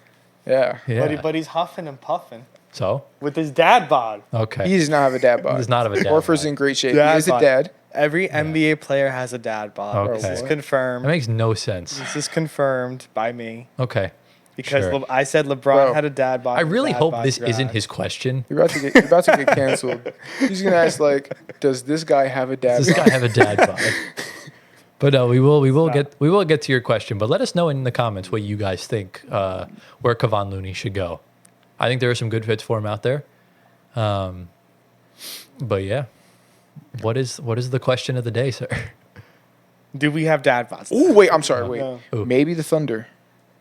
Ooh, They do need a big guy. They need Yeah, a- but he's not gonna be. they need a starting center, though. He needs a starter. That's a Nick Some Claxton depth. type. to be fair, I mean I would prefer Kevon Looney, but he is a championship winning center. Yeah. So, like, he's a veteran. I think that could be a good think fit. that was- I Maybe would- Dallas. Dallas too. Yeah. I think he's better than Gafford. Does that mean the? I don't. Does that mean the signaling end for Draymond to get released? Hopefully soon. That they release Kevon. Looney? Why would they release Draymond? That makes no, No, sense. down the line. That makes no. Bro, he's making. All right. Let's get to the question. Just get to the question. Let's get to the question. Why not? I'm just saying. Why would they release Draymond, bro? That I makes don't no know. sense. End of the line, his career. They don't want to resign him. What are you gonna do? They already Trade they him? re-signed him last year. What was the contract? 4 years, $100 million exactly. Oh no. Yeah. You can't release him. No. I'm Nope. sure they were thinking about it during the season a little bit. They're gonna trade him. They're not gonna release him. No, yeah, no, they're not. But I'm saying end the contract they could, but not trading now. Yes, you get a lot Yeah. back with Wiggins. You're moving him and Wiggins. That's off-season talk. Yeah. Okay. All right, what is your dad bod question? The question of the day and the shower thoughts. So Adam Silver was interviewed earlier this week and was asked about if the NBA is going to expand internationally beyond Canada and the USA. And Adam said, yes, this is on our discussion right now to expand as soon as possible outside of Canada and the U.S. He said, Is he talking about? I'm sorry. Like go just on. like anywhere but the U.S. and yeah, Canada. anywhere but he says the global market is there for them to expand outside of the North America. Right. I don't know if that includes Mexico as well, but Mexico's right now, part of North America. yes, but there's teams in Canada and U.S. Yeah. So, is it smart for the NBA to move overseas and start a team, whether it's in Asia, Europe, Australia? I don't think Africa would be a part. I mean, I don't know. Maybe it could. I'm thinking Europe just because how the Euros are set up there with the Euro leagues. Yeah. Should they do it? Is that a smart thing for the U.S. teams currently right now for traveling? And if it's a yes, where are you marking that first team to build overseas? Let you start. I've talked enough. Okay. Well, I think. I don't know if that's a good idea right now, at least. I mean, I was thinking initially about like how long flights would take across the world. That could be pretty burdensome for the players and whoever else. But besides that, it could also be like Like, wouldn't that mess up the whole EuroLeague thing that they got going on? Like, wouldn't that interfere with would Europe like that? Would they allow that for the NBA to come in, which is an American-based company, business, whatever you want to call it? Would they would they accept the NBA coming into Europe, to their countries, and just taking over basketball? Because it's pretty much what the NBA would do if we went over to Europe, right? Yeah. So that would buy up ticket sales from their EuroLeague tickets, and that would go to the NBA's pockets. You know what I mean? Or I'm gonna add a follow-up question. How would you feel of the NBA merging with the EuroLeague That is to solve that issue? that is a bad idea. To solve that issue. The So, EuroLeague is totally different with rules, and you don't want to mess with those rules. They still do their thing over there. That's what makes the Olympics and the World Cup so great, is because the FIBA rules apply to NBA players at that point. Yeah. And it gives them a better shot to win. yeah. And I think expanding overseas, I just don't see the feasibility of that, in the sense of, if you have a team in London, for example, they're 5 to 6 hours ahead Yeah. of just the East Coast. So if the Lakers are going to play a team in London, they're a whole 8-9 hours behind. True. And it just jet lag and travel. The NBA lost so much money with COVID that the travel between both of those places would just cause a big mess.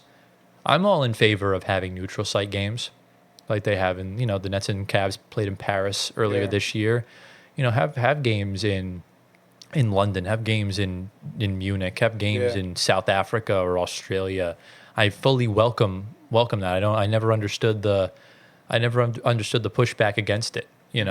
I think it's a good way to market. Yeah. It's not sustainable to permanently set up shop over there, but if you have one game a year there, Yeah. I don't see an That's issue fine. with that at all. The NFL does stuff like that. Yeah. They're expanding that a lot more too. Yeah. Yeah. But So- my whole thing is, what is Adam Silver's motivation? Like, is he trying to completely take over the sport of basketball by expanding over to Europe? Is that what he's trying to do? He's trying to monopolize? Because I think he's trying to be like them. Why do you're seeing him starting to do the in-season tournament, kind of like the domestic cups that they have in European soccer. Yeah, it's exact. So- multiple trophies. he's trying to be like them. Trying to be like Yeah. them. You Yeah. think? to add more money to the sport without doing much to change it. If we're not thinking overseas, do you think Mexico is the primary spot to kind of complete that North America, Canada, U.S., Mexico having a team? I don't think. Or even There- if you're saying overseas is too difficult, how about South America? South America has a really big basketball population. Do they? Argentina. Argentina. They do, Brazil. but it's just not. It's too far. So you Yeah. think Mexico is the only feasible option? I mean, there's a G League team in Mexico City, so I don't know necessarily if the NBA would put a team there. I think there needs to be more teams in Canada, personally. I was just going to say, I think Adam Silver should be focusing on the Canadian teams. I think we should be focusing on the cities in the U.S. that need a team. How about that? How about Well, we yeah, start Well, with we, that? we Yes, know that's going to Seattle. happen. Yeah. Vegas and Seattle are getting teams. It's Yeah. like it's But he said the same thing. Adam Silver said that teams in Europe are going to get some teams. Isn't that what he said?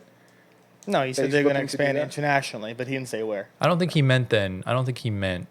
He said outside of Canada and U.S. Yeah, so I don't think he meant teams being formed in those places. I think it I'm means, just assuming Yeah. every other continent in the world. Gotcha. South America, So Africa. what do you think he meant by that? I think he meant Statement. having games or tournaments there. Games or Like tournaments? what if there's a tournament in Australia? He handpicks, let's say, 8 NBA teams to go play out in Australia for a month, and against 8 of the was it the NBL in Australia? Yeah. Yeah, and it's just a tournament with all of those combined. I like that. Could be cool. I like it. Or if you have a certain amount of teams, go over to Europe and play in a tournament in collaboration with the EuroLeague.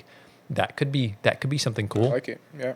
Yeah, I'm for that. If he's talking about a team that's overseas, that makes a lot of things difficult. I don't know if that's what he's talking about. He kept it very mellow, Yeah, like just to the point. But yeah, I think you're right. The U.S. teams like Seattle.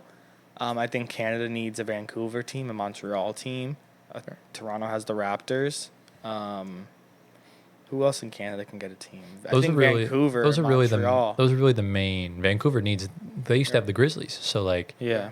they could make a return, but I don't know. I'm more curious to see who's going to be the first league to go past 32 teams.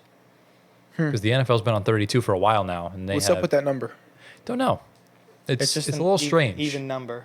Just it makes Yeah, it right. 34 is even too. Right. Yeah, but 16 and 16. With the NFL, it makes sense because you have 4 teams in each division. Exactly. With the NBA, I don't know how they might reorganize divisions. They only have 4 divisions now, right? No, There's 6. There's 6. Yeah, the NHL. 4 is NHL. The NHL went back to that, but who knows what they do? Maybe they do 8 divisions of 4. I think the NBA needs some realignment because. Yeah.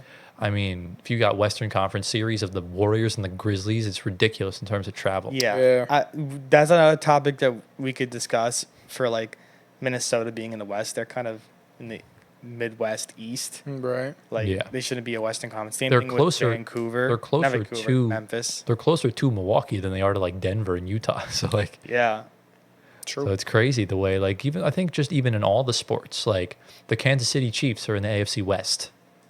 The Texas Rangers are in the AL West. The Houston Astros are in the AL West. We're on the east side of Texas. Yeah. So it's all scattered.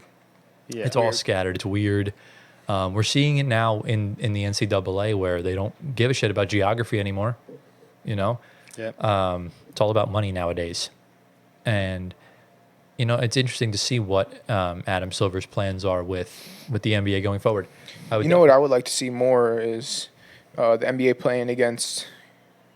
like maybe like preseason games, just playing against teams from Europe. They do that. They but do like that. I wouldn't see that more. Like I remember you guys probably are familiar with the game where like Russell Westbrook played against Luka Doncic when Luka was like 16 years old, playing against So like I want to see more of that. That's pretty cool. Yeah, no, the Nets played against I think Maccabi Tel Aviv. Before the season started. Yeah. I know the Suns lost to the Adelaide 36ers or 56ers from Australia.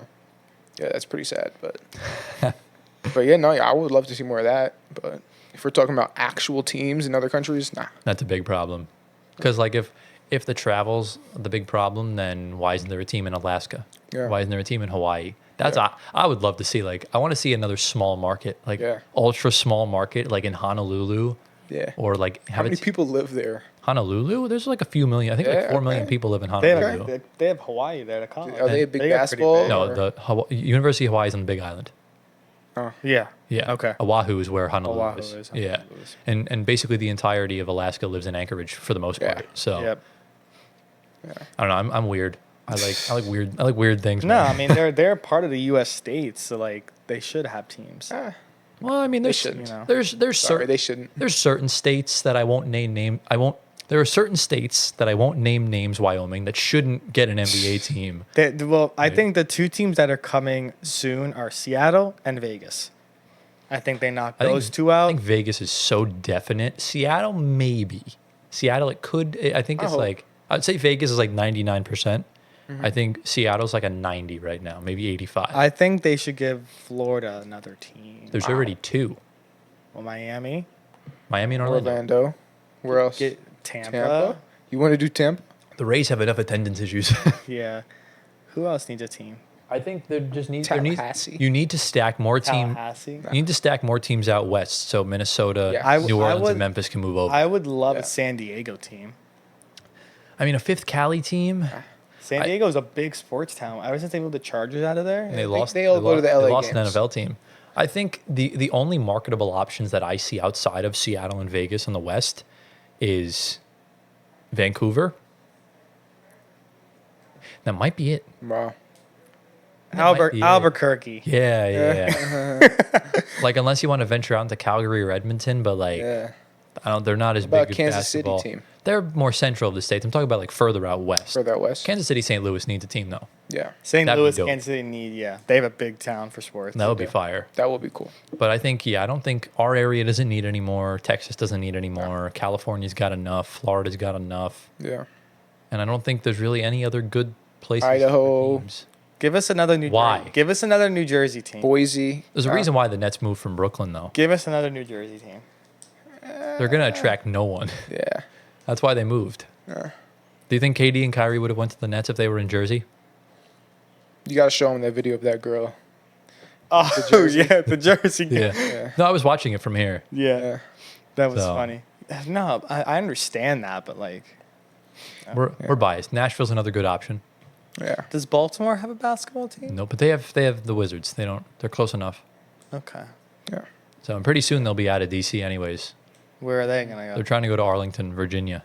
Huh? In the 2040s, I think they can go over there. Interesting. But Now I have a question, really quick. I Yeah. hope this is quick. Go for it. But about the international basketball rules versus the National Basketball League basketball rules, which rules would you see? Like, let's say they did combine, hypothetically speaking. yeah, Which rules would override? I was gonna ask you that. The NBA Was that the next question? No, I was gonna ask. The NBA adopts the FIBA rules. it's the only Adopts obvious FIBA? answer. Yeah. Because you're going to get outvoted. The whole world plays under FIBA rules The except the NBA. NBA. Gotta take Yeah, the but FIBA rules. but think of it this way: the NBA pioneered basketball. Right. Everyone else I copied the NBA, but they just changed up the everyone- rules a little bit. And then- Everyone in Europe and them hates the NBA rules. Yeah. Why? They're not going to want to play. Yeah. Because their rules are what rewards toughness, what rewards the actual game. The NBA soft. And you know what that means? They're gonna have to play with the FIBA balls that have that striped pattern when you throw That it, doesn't you matter shoot that it. much. That's cool. Nah. It's more so the rules. Like, there's no 3-second violation on defense, They might get rid Right? of that at the end of the season. which is fine with me. Yeah. It's fine with me. But They still keep the offense at 3 seconds though, I right? think so. Oh, absolutely. You can't have someone just sit in the paint. But I do see the point of the NBA defensive 3 seconds because you saw it a lot during the Lakers-Nuggets series. LeBron would be in the post. As soon as Jokic went out to reset his 3 seconds, that's when he would turn and drive in. So I do see the point of the defensive 3 seconds. The Knicks got called for that a few times in the second round series too. Yeah, that was like one of the rare times the Knicks Yeah. got called for something. So, It wasn't that bad, bro. I think Game one was game one was egregious, bro. Dante was in the paint on I think, Pacers inbound, and he moved around into paint for a full 3 seconds, and then I forgot who the ref was on the sideline called it. Bro, the amount of time, bro, Rudy Gobert like sets up a freaking picnic in the paint, bro. He doesn't move forever. They barely call it. They don't call it on him. Nah, That's why he has all those DPOIs. Because it's Rudy. Rudy can do whatever he wants. essentially. Except there's some things he can't do, but Rudy can do whatever he wants with the dad bod. okay. Only thing he can do is guard Luka for his life.